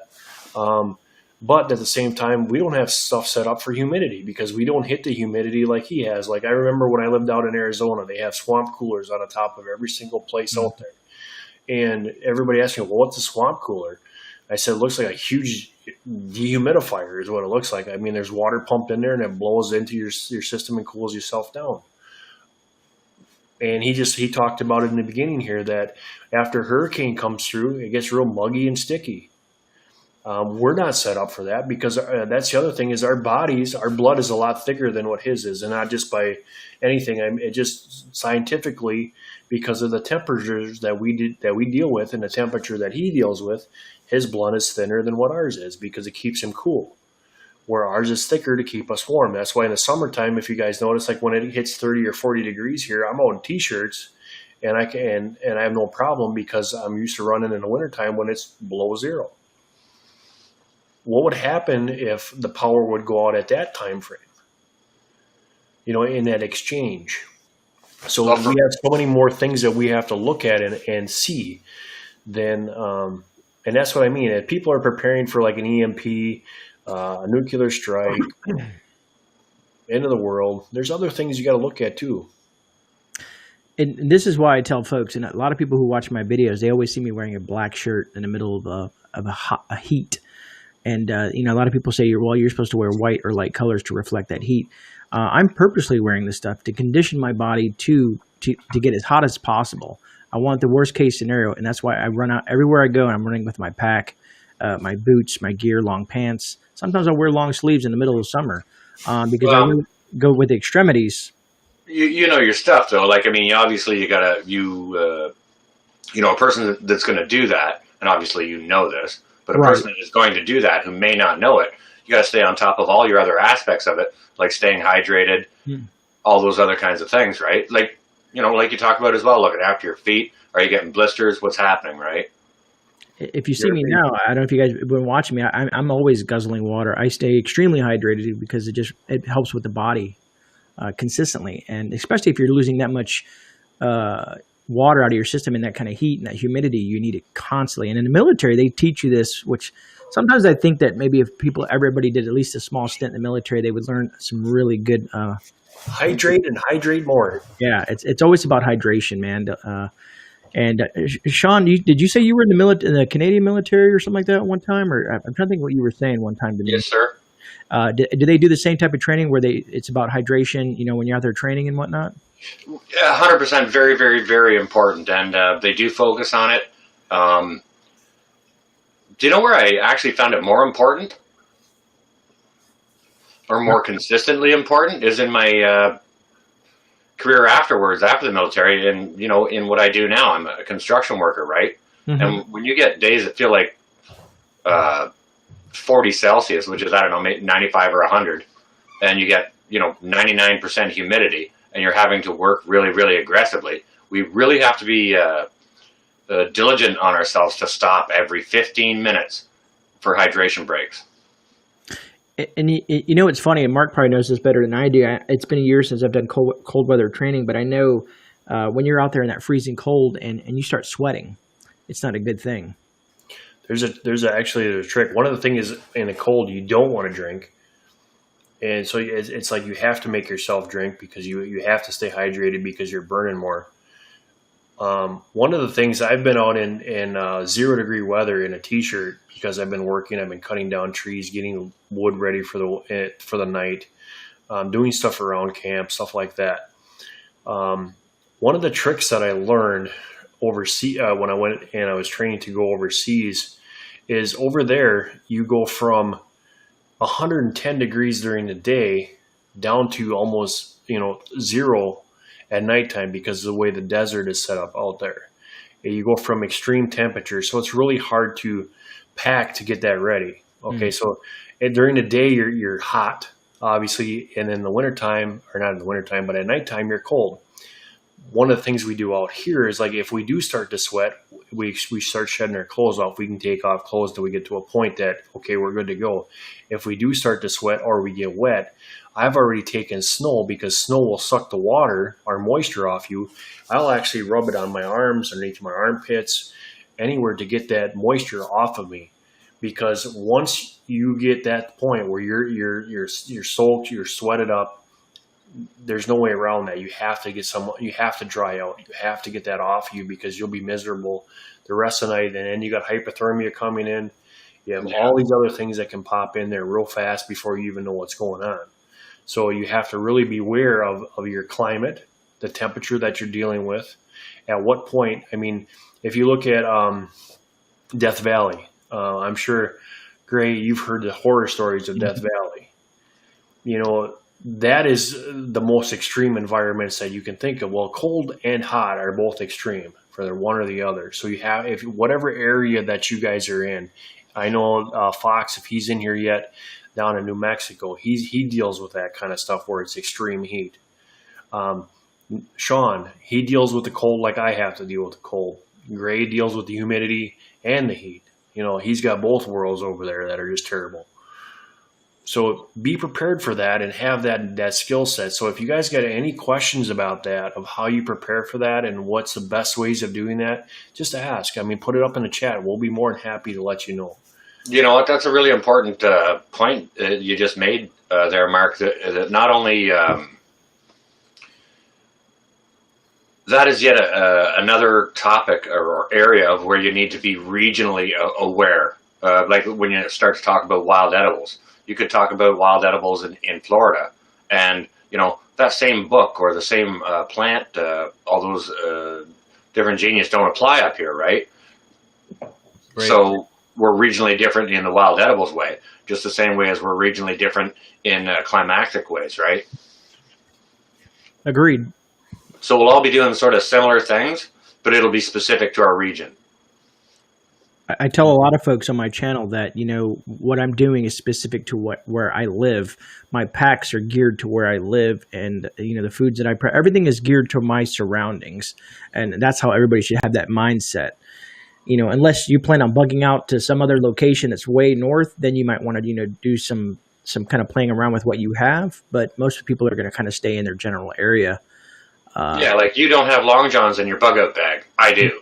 Yeah, I do. What I mean? Wool socks. I do keep wool socks though. It's wool socks. Yeah, that's pretty much across the board thing. Wool socks. But I double sock it. One with a snug fitting thin sock, and then I run a wool sock. There's a reason behind that. A blister avoidance. Exactly. And actually, the old military style was, if you remember this, they used to tell you to buy the little nylon shoe things. That way you could put it underneath your wool socks. Yep. Another great way because you have that extra layer to protect your feet. Because let me tell you guys, you do not want to get trench rot or trench foot, however you want to say it, because it is miserable.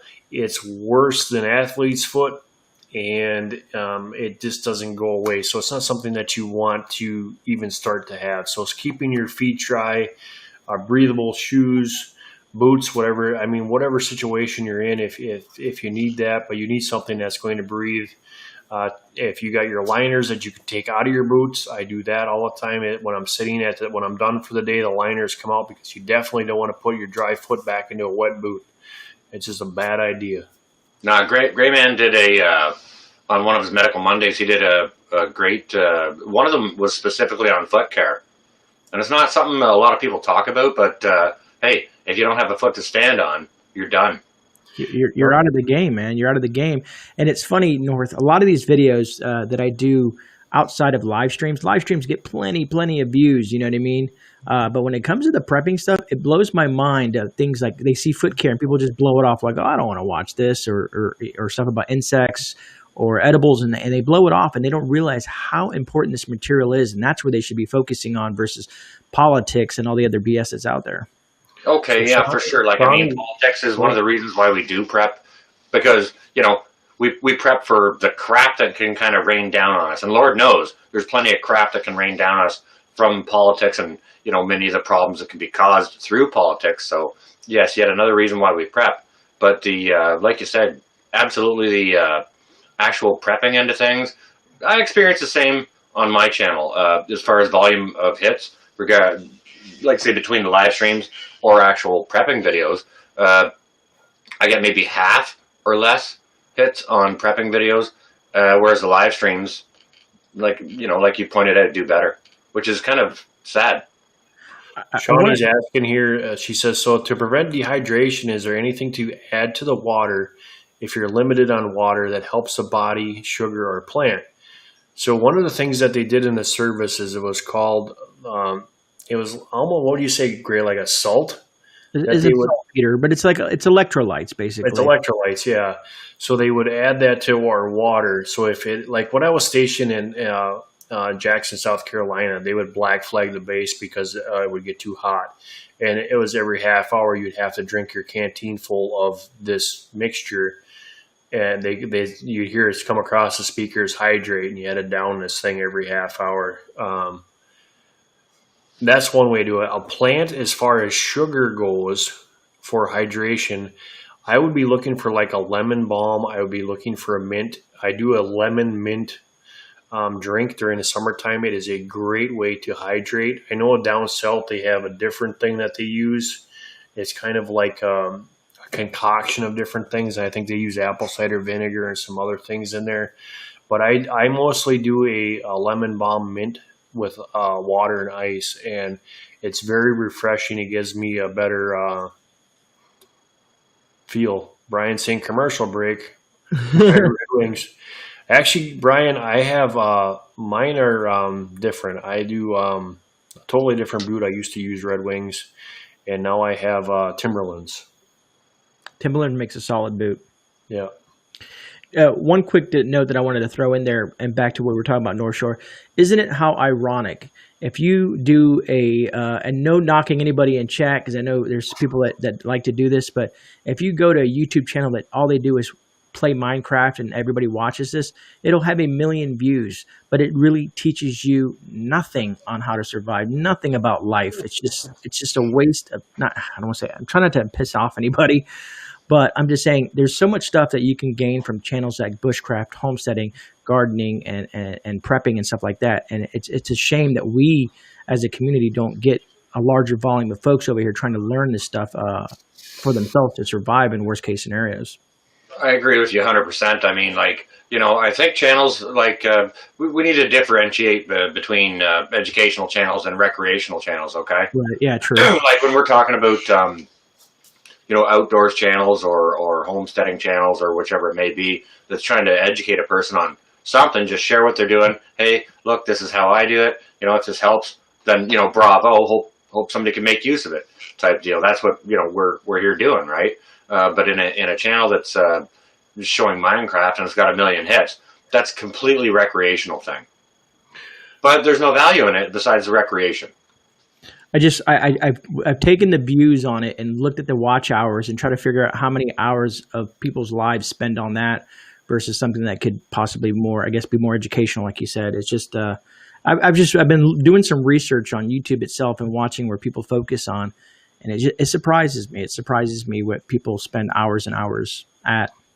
Well, a lot of people don't want to look at this stuff. because it's frightening. Muzzle flash, you got a good point. Yes, people don't realize that, but too much water can kill you. He says in here, he says, when people walk the Kodiak track in New Guinea, they have to take salt because people who have died drinking too much water and the muscle seize up. And that's, yes, if you're hot and your body gets to a certain point that it can't express any more sweat anymore, you're in that point of heat exhaustion. And by drinking too much water, you can actually, yes, you can put yourself in a bad situation. That's Right. why the military has added the salt in there. I mean, back in the old days when I was in there, they used to put something in mashed potatoes. So I'm Saltpeter. I'm sure Gray heard about that one too. Yeah. Same up here. But yeah, salt is I use pink Himalayan salt because of the minerals that are in there. I don't use regular table salt. I don't use any of that kind of stuff. I like to stay with the minerals because it's supposed to have iodine. When normal salt, iodine is added. This is actual mineral based iodine, which is a lot healthier for you than just the added iodine. That's interesting, Mark. Pink Himalayan is pretty much my go-to for seasoning whatever dish that I have. Now, don't get me wrong. I probably got, if I don't have a half dozen types of salt in the house, then I have none, basically. And I use them for different aspects, different stages of seasoning, or depends what I'm doing, right? But my go-to is definitely a pink Himalayan sea salt. But I think we do need some of that iodine that's included in there in your regular iodized type table salt for health benefits. I like the pink Himalayan too because when I do smoke it, it seems like that actually takes the smoke better than normal table salt. Yeah, there's more oils in it, right? That'll absorb that smoke. Yeah. Are any of you guys near? I don't think Mark is near an ocean. Nope, I'm not. I've been wanting to experiment with the because I'm right. I can walk, not walk, but drive 5 minutes that way, and I'm at the ocean. And it's been interesting. I've always wanted to experiment of taking water and drying it out and seeing how the salt and using salt directly from the ocean, how it differs when cooking or using it. Here's a combo experiment maybe you can do. Gather some of that seawater, and you know what a pea still is? Yeah. All right, so you dig yourself a hole, put whatever liquid it is, pea even works, right? Everything evaps, all the moisture evaps out, and it should leave all the minerals behind, right? So that's possibly another way that you can do that. Test it out to see if, using the still aspect will take that saline out of the seawater and see what you're left for a mineral product. From my experiences, it's going to be depending. You have a lot of water for the amount of salt. I mean, seawater does have the most salt in it. Obviously, we can't drink it. It's unhealthy for us. It's got enough salt. But I still think you'd need, if I was looking at like a 30 or 60 quart pan that I would put on a stove and I would boil that down, I would, if I would go to, like, if you watch when I do the still and I make my apple juice, I think the salt content that we would get after doing that it'd be interesting to try, but I think it'd be really minimal. You know what I mean? It'd take a whole lot of water to do that. Oh, for sure. It's the ocean has a lot of salt, but the ocean is also extremely, extremely large. Yeah. Well, I kind of want to agree with Mark there. Not kind of, but like fully. But, if you go over to some of the salt production farms that are in the Mediterranean, like on the shores, they're big, huge areas of beach that they're processing all kinds of, thousands and thousands and thousands of gallons of water and they're just raking it up onto shore and letting it evap, right?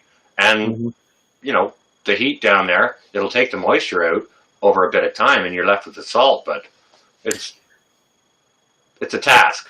Well, the reason I've been wanting to experiment with this idea is worst case scenario, of course, shift event, everything is gone. You run out of salt. What do you do? So I've been trying to think of like a backup plan for salt. So I'm trying to figure out a way to pull salt. Like how would we do it as a person, or say a mag group? Like how would you find salt? Like if you couldn't just go out and get salt, you know what I mean? It's kind of funny that you say that because I was watching Mountain Men on a certain TV thing, and one of the guys that were out there found a spring in the mountains that gave them the best pure salt that they were selling this stuff for like top dollar. I guess it was unbelievable. So I'm like, you know what? I'm gonna go try to find because we have a lot of if just north of us, there's a lot of springs. Mhm. So I was looking and I found a underground spring in a pond that has salt wrapped around where the water is coming up. Interesting. I have a suggestion for you too. Now, this isn't something I've tried or practiced. It's just something I'm using a mental "this should stand to reason" type application. Okay, so in a ship situation, you got no salt. Like for some reason, you don't have any salt, whatever it might be.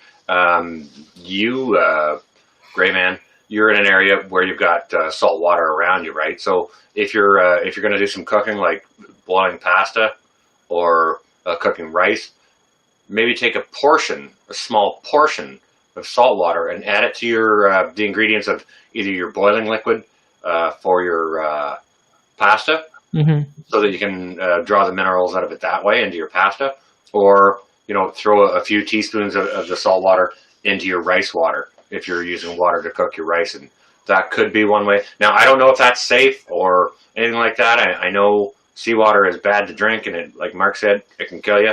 But that's one way I think you could get some sodium into your diet.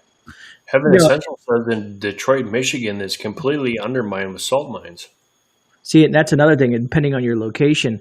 But the seawater does have some great, like saltwater itself is very, very therapeutic and can be used for other things other than just consuming.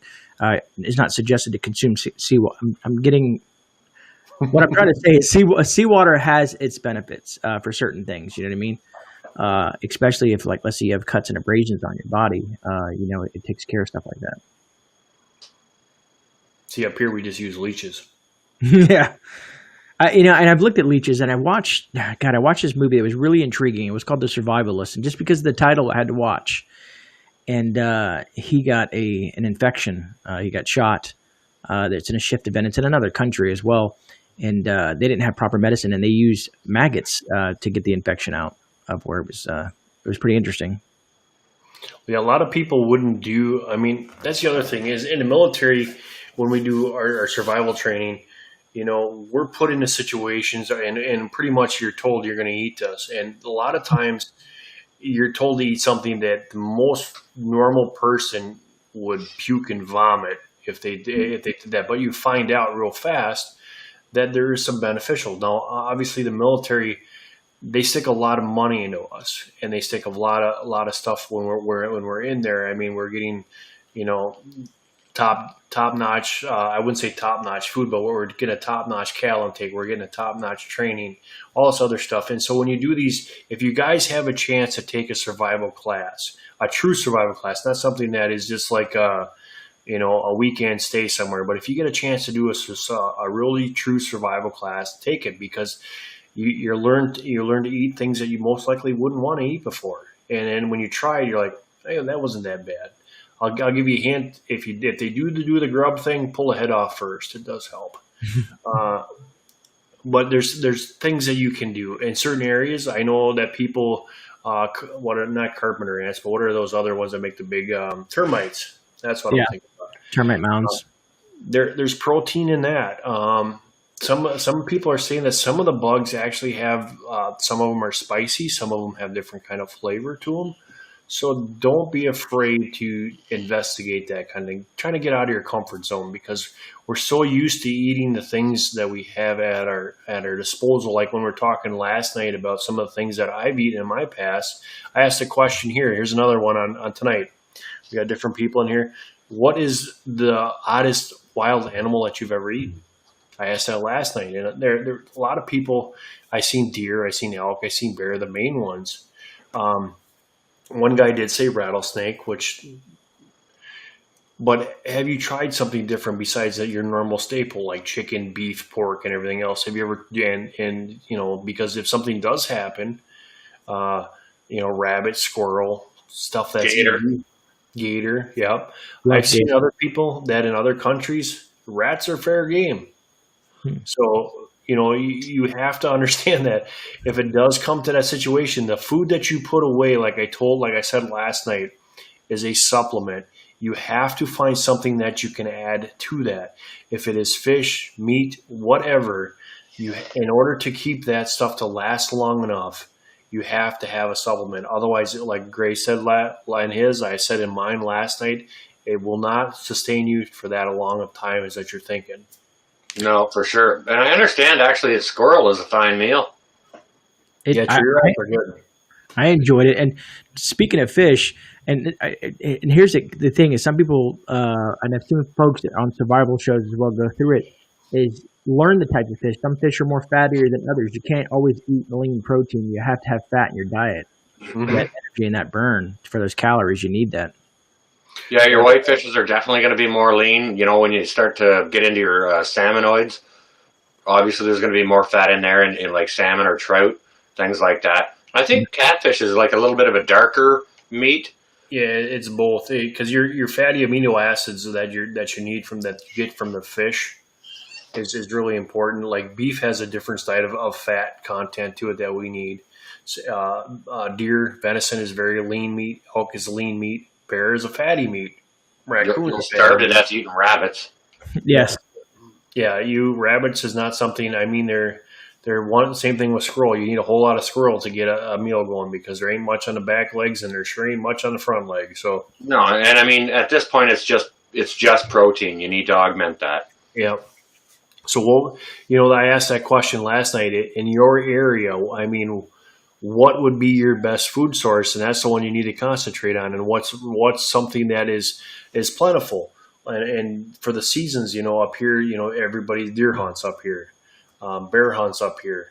Well, when winter comes, just like when I did Extreme Challenge, the guys found out real quick that when the snow's on the ground, everything it's either hibernating or don't want to move too much because it burns more calories for them. They're exactly like us. They want to save on that cal intake. So the deer are going to follow basic trails. They're going to be way deep in a swamp. It's going to be a lot harder to go through.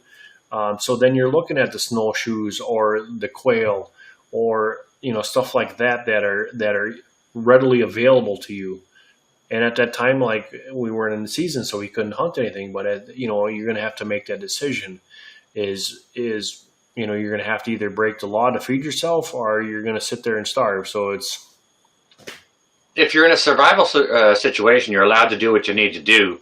As a free human, you are allowed to make your way across the earth through foraging.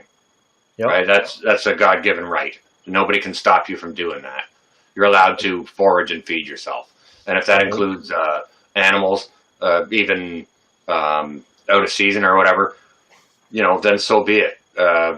If it's a self-imposed situation where you're going out doing a 1 week or 2 week block of time that you've outlined to go out and do that, obviously it's completely different unless you run into a really bad time. But one of the things I understand that we have up here, not sure you guys have them probably, but it's the porcupine.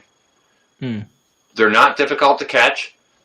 They're easy to skin, and as I understand, now I haven't tried this, so don't say I'm not the book on it. They are awesome. They are awesome tasting. Let me tell you, it's called back in the old day. They're called the woodsman's treat because As I understand, you can eat them raw. they are delicious. You got to remember, what does a porcupine eat? Basically, the skin off a pine tree. Exactly. So, they Grubs. were actually over harvested back in the day, and they were in the U.S. They're protected for so long because the woodsmen or the pioneers, however you want to say it, over harvested because they found out how good they really are. Mhm. They're loaded with fats, and the fat tastes good. That was the other thing. And a porcupine's easy because you just flip it over on its back, and you skin them like it is, and you can just. And I talked about that last night. They're super easy to fillet up and ready to go. But up here, they're protected because they've been over harvested, and now they've been on the Production Act for I don't know how long. And it's actually pretty rare to find a porcupine up here. They're hard to come by. Yeah, you know what? When the big balloon goes up, guess what? If I come across a porcupine and I'm starving, and I'm also, when that's going down, if you're traveling overland, you're going to be wanting to do some stealth camping and whatnot too. Maybe not so much as have a fire. You know what I'm talking about? And a porcupine is one of those things that I do understand you can eat raw because it doesn't catch whatever parasite. Might be trichinosis like pigs get. I'm not sure. I'm a little. The other thing I was talking about on Gray's channel that other night is learn how to do a Dakota stove. Yep. So it's a good way to have a hot fire, less smoke, less attention. You don't have the flare in the woods. They work out very well. I've used them many times, and you can boil water very fast in a Dakota stove. So, yeah, you stick them by. You stick your main fire hole near a tree too. If there is any smoke, it'll travel up that tree, and if it's if you're in the 3 seasons, the leaves on that tree will dissipate that smoke, so you don't have a smoke line going up the countryside.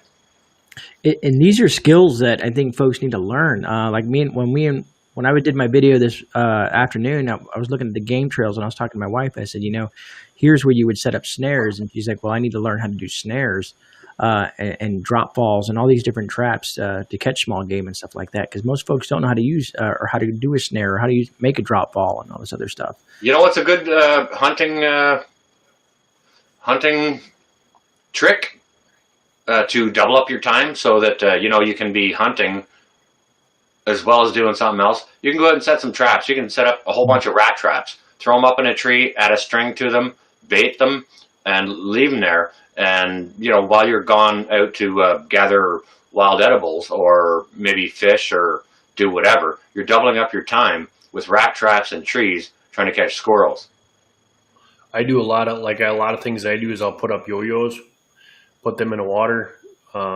I'll put up some snare lines, use any kind of tree that I can for a snare hook, and anything that you can have out there to give you a better benefit of catching something. But one of the main purposes of being out there is being able to tell a game trail, being able to see that you have animals in there. Because if you're just wasting your time putting up snare traps in an area that you're not going to catch anything, it's a total waste of time. So you really have to understand, and that's where I talk about a lot of time is spending that time out there to see the difference between what a game trail is, what a partial game trail is, to find where that food is coming in, because they're looking for the same things that we're looking for. They're looking for a water source and a food source. So if you find that on any of the animals, you're going to have your food source there because they're going to the same spot you're going.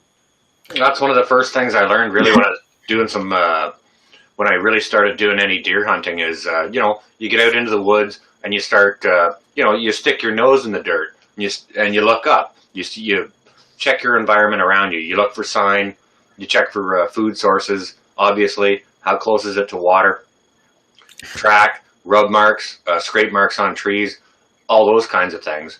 And I mean, you do have to understand, especially if you're hunting, say, something like a deer, is they'll have like a daily circle that they make, and then they'll have like a sort of a 3-day or almost a week circle that they make around their territory through different water sources and food sources. But you definitely have to identify and have the ability to identify the signs beforehand, just to support what Mark was saying. The signs, is there food there? Is there enough food there for squirrels? Do you see any sign of squirrel, anything like that? Because if you don't, and you're putting rat traps up in a tree to try and catch a squirrel where there's absolutely no sign, like Mark says, you're wasting your time. So the work to be done is beforehand. Yeah, you're wasting calories and time. And I was also going to say when I was taught to deer hunt, and this is when I was young, is also looking at the scat, how fresh the scat is and stuff like that. Yeah, if you find yourself an oak tree and you see plenty of sign of acorn and scrape marks where they've been peeing on, and where they've been rubbing their antlers on trees nearby, and where they've been scraping the dirt, maybe 2 bucks going at it, fighting over the does, stuff like that. You see those signs, you're in business, right? Or at least you know that's part of their either daily or multiple day run. So Shawnee's asking in the chat here about a book. So me and Gray have a collection of different kinds of books. I think she might be talking about one of these. Yeah, I got that one there in hardcover. It's beautiful. SAS is a good book. The one that I go to is, and this from Dave. This is from Dave Canterbury, but this is the advanced one. They have Bushcraft 101. He has all of the different types of snare traps. He has all the different types of shelter building, water. So if you want to actually learn how to use the dew in the morning time to collect that, that's in here. There's just a mollage of different kind of information for this one. So he has the Bushcraft 101, and then he has the advanced. And if you're thinking about that, is probably a very, very good book to get into.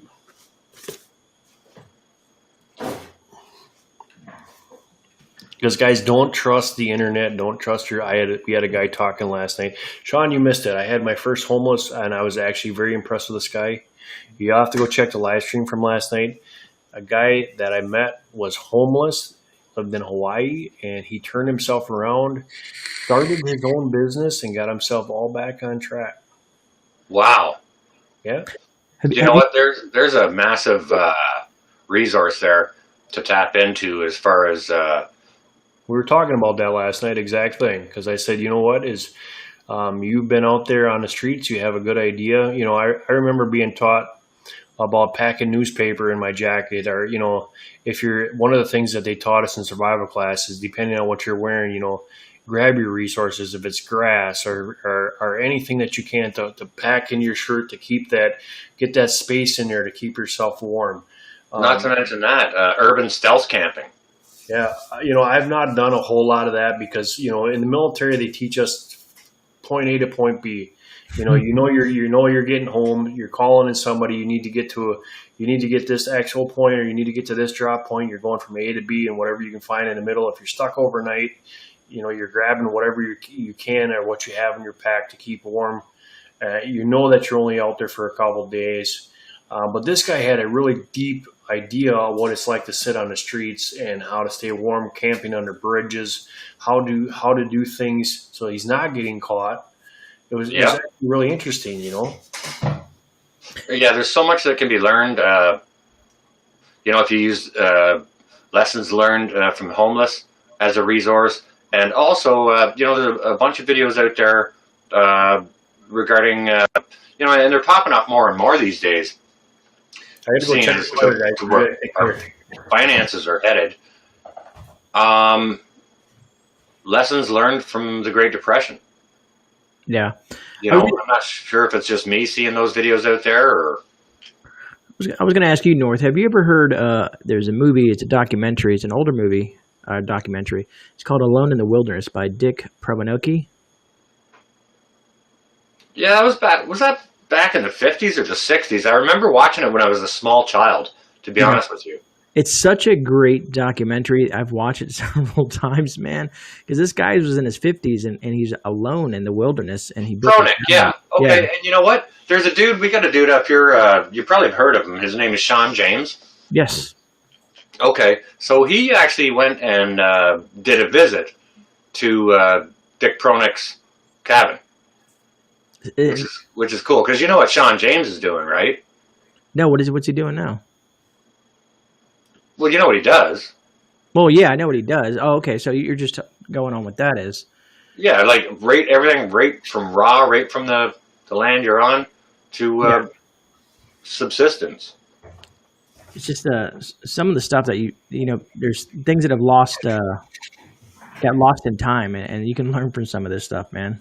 You know what? It's funny that you bring that up, because it does bring back memories to me for sure. Like back when I was a very young child in the early 70s, that's what would be on like a Saturday morning or something. You know what I mean? It'd be one of Dick Pronik's reruns or whatever. But just not to date myself, or maybe not anyone here in the panel, but has anyone been following bushcraft long enough to know Ray Mears?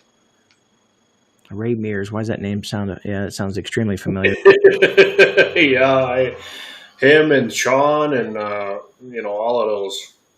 Yeah. So okay, I'll give you a little thing here, and I'm not gonna say names because I probably get in trouble if I do. But there was a certain person before Ray Mears came out, about the same time, and it was found out that he was staying in hotels, and he had a stunt double that was going out, and he's part of a special operations. He was in the military. That's about as far as I'm going to say that. And it was a big fuss. That's why you don't see him on anymore. He didn't happen to jump out of planes to land in certain regions, did he? Maybe. I may or may not know what you might be possibly talking about. But what I'm telling you guys is that, alone, I have a lot of friends that I talk to on YouTube that have done Alone. I can name off Zach Fowler. He was on Alone. Joe Robinette. He was on Alone. The Bushcraft girl. She was on Alone. She was on season 7 this year. So Greg Evans, he was on Alone. So there's 5 people that I know that were on Alone. Out of those 5 people, I know one person that actually won that. Okay. Was that Joe? Joe was out in almost less than a week because he knocked his fail rod into the fire and burnt up. It would have been Zach Fowler. Fowler actually won Alone. Okay. Joe's got a great channel, though. It's really blown up for him. Yep, I've had him on live stream. He's got 1.2 million subscribers. Zach's got 887,000 subscribers. Holy cow! Greg's got 572, and I've not contacted or talked to Carla was showing me her the other day, but she was also on Alone, and she's looking at right around 550. K for subscribers. So, but what I want to tell you guys is that it doesn't matter. Bushcraft skills are awesome. They are. I think every prepper, I think every homesteader has some set of skill set where that comes down to. But when it comes to building your own home or building your own place to see, putting up your own area so that you're guarded, knowing your terrain, there's a lot of research in that. When we were in the military, a lot of time is spent surveilling the area more than anything. Gray would run in and fix us as we're getting shot up. So he has an idea of what we're talking about here.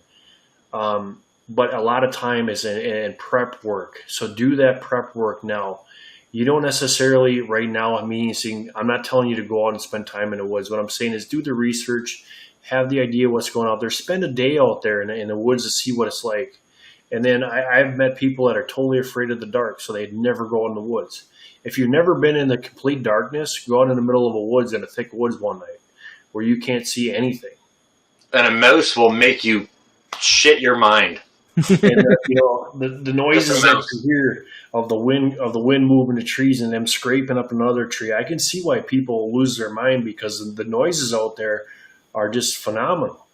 And then if you have a wolf howl and you feel the hair stand up on the back of your neck and you're just like, whoa, those are the things that, you're going to work up to. But definitely have time in the woods, because you know what? The woods is a place where it can take you away real quick. It's it's interesting. I was on a live channel. I was on a whole bunch of them last night, but there was one I was on where we got to talking about exactly that, about exactly how dangerous the woods can be during dark light hours. Hey, so good to see you. I'm glad you're here. Welcome. Yeah, it is. It's I've been out there and with a moon and it's beautiful. The moon's coming through the trees and it's just gorgeous. And you can't replace that. And I've been out there already when it's pitch black, can't see your finger in front of your nose, and so it is, and every sound is eerie. And in the Not winter, to mention, in a situation like that, when it's pitch dark like that, or even say, for example, you're relaxing around the campfire at night before bed, so you do have some luminescence. You step out of that ring of light, if you don't have a flashlight shining exactly where you're stepping, you take one misstep and you're done. So there's a trick to that, and it's called the hobo's lantern. It's good for smoking out everything, and let me tell you, it's a great torch. Well, can you describe it? Absolutely. And they take and they split the wood so that whatever your most flammable source of wood is, for us would be like a cedar or a dry pine. Yeah. and they take and they pack a bird's nest in the middle of that. Okay. Yeah. And then it's like the Swiss lanterns. You ever see those? Yeah. You sort of split the end of your chunk of wood. Yeah, and you stuff it. Perpendicularly, like a plus sign. Yeah, Split it, open it up, jam a rock down in there, and then drop a bird's nest in. yep, exactly. And I'll tell you what, it once that cedar lights up or that pine lights up, because that bird nest, it's a great torch, and it'll light your way up. But you got to remember too is now you got a beacon. Mm-hmm. You know, if you're actually doing this and you're in survival mode, or you're at the point where you're out there to survive, you're not going to want to put up a beacon. That's why it's so nice to learn your areas, learn your terrain that you're in, and know your areas. Like if I go back home where I'm from, I can walk around the woods in the pitch black, and because I know that area that well. I know the game trails, the ones I can walk around. If I get on one, I know where it's going. I know where the water source is. I know where the highlands is. That's the other thing, guys. Don't put yourself in a lowland area, especially at nighttime, because that's where all the cold weather and everything cold settles in a lowland. So it's actually going to be a lot colder down there. So you want to put yourself somewhere up in mid-grain. You don't want to be in a highland because then you got the winds, but right in the middle is about perfect. And I just wanted to add one thing to that in regards to home safety is know your home in pitch black. Yep. Know your home in pitch black, because anybody who's breaking in your home will not.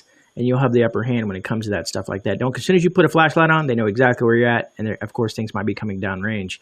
It just happened to pop in my head while you guys were discussing this. And I was like, that does make sense. And also going in your home, because I've always trying to teach my wife about CQB and stuff like that.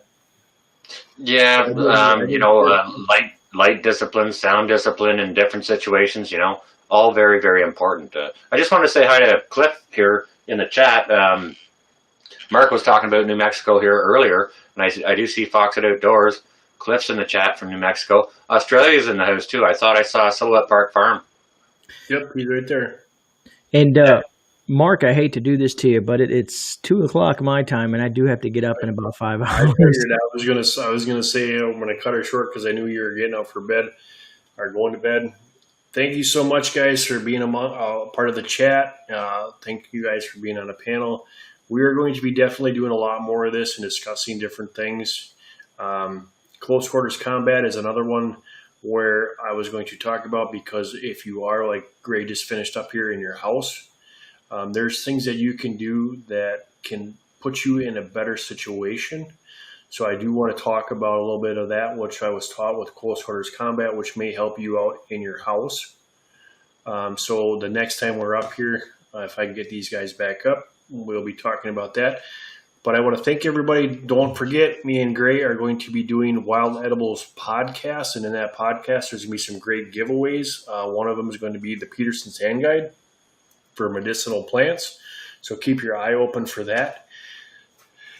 And like always, guys, you guys take care and God bless. And thank you so much for coming. And we will see you guys on the next one.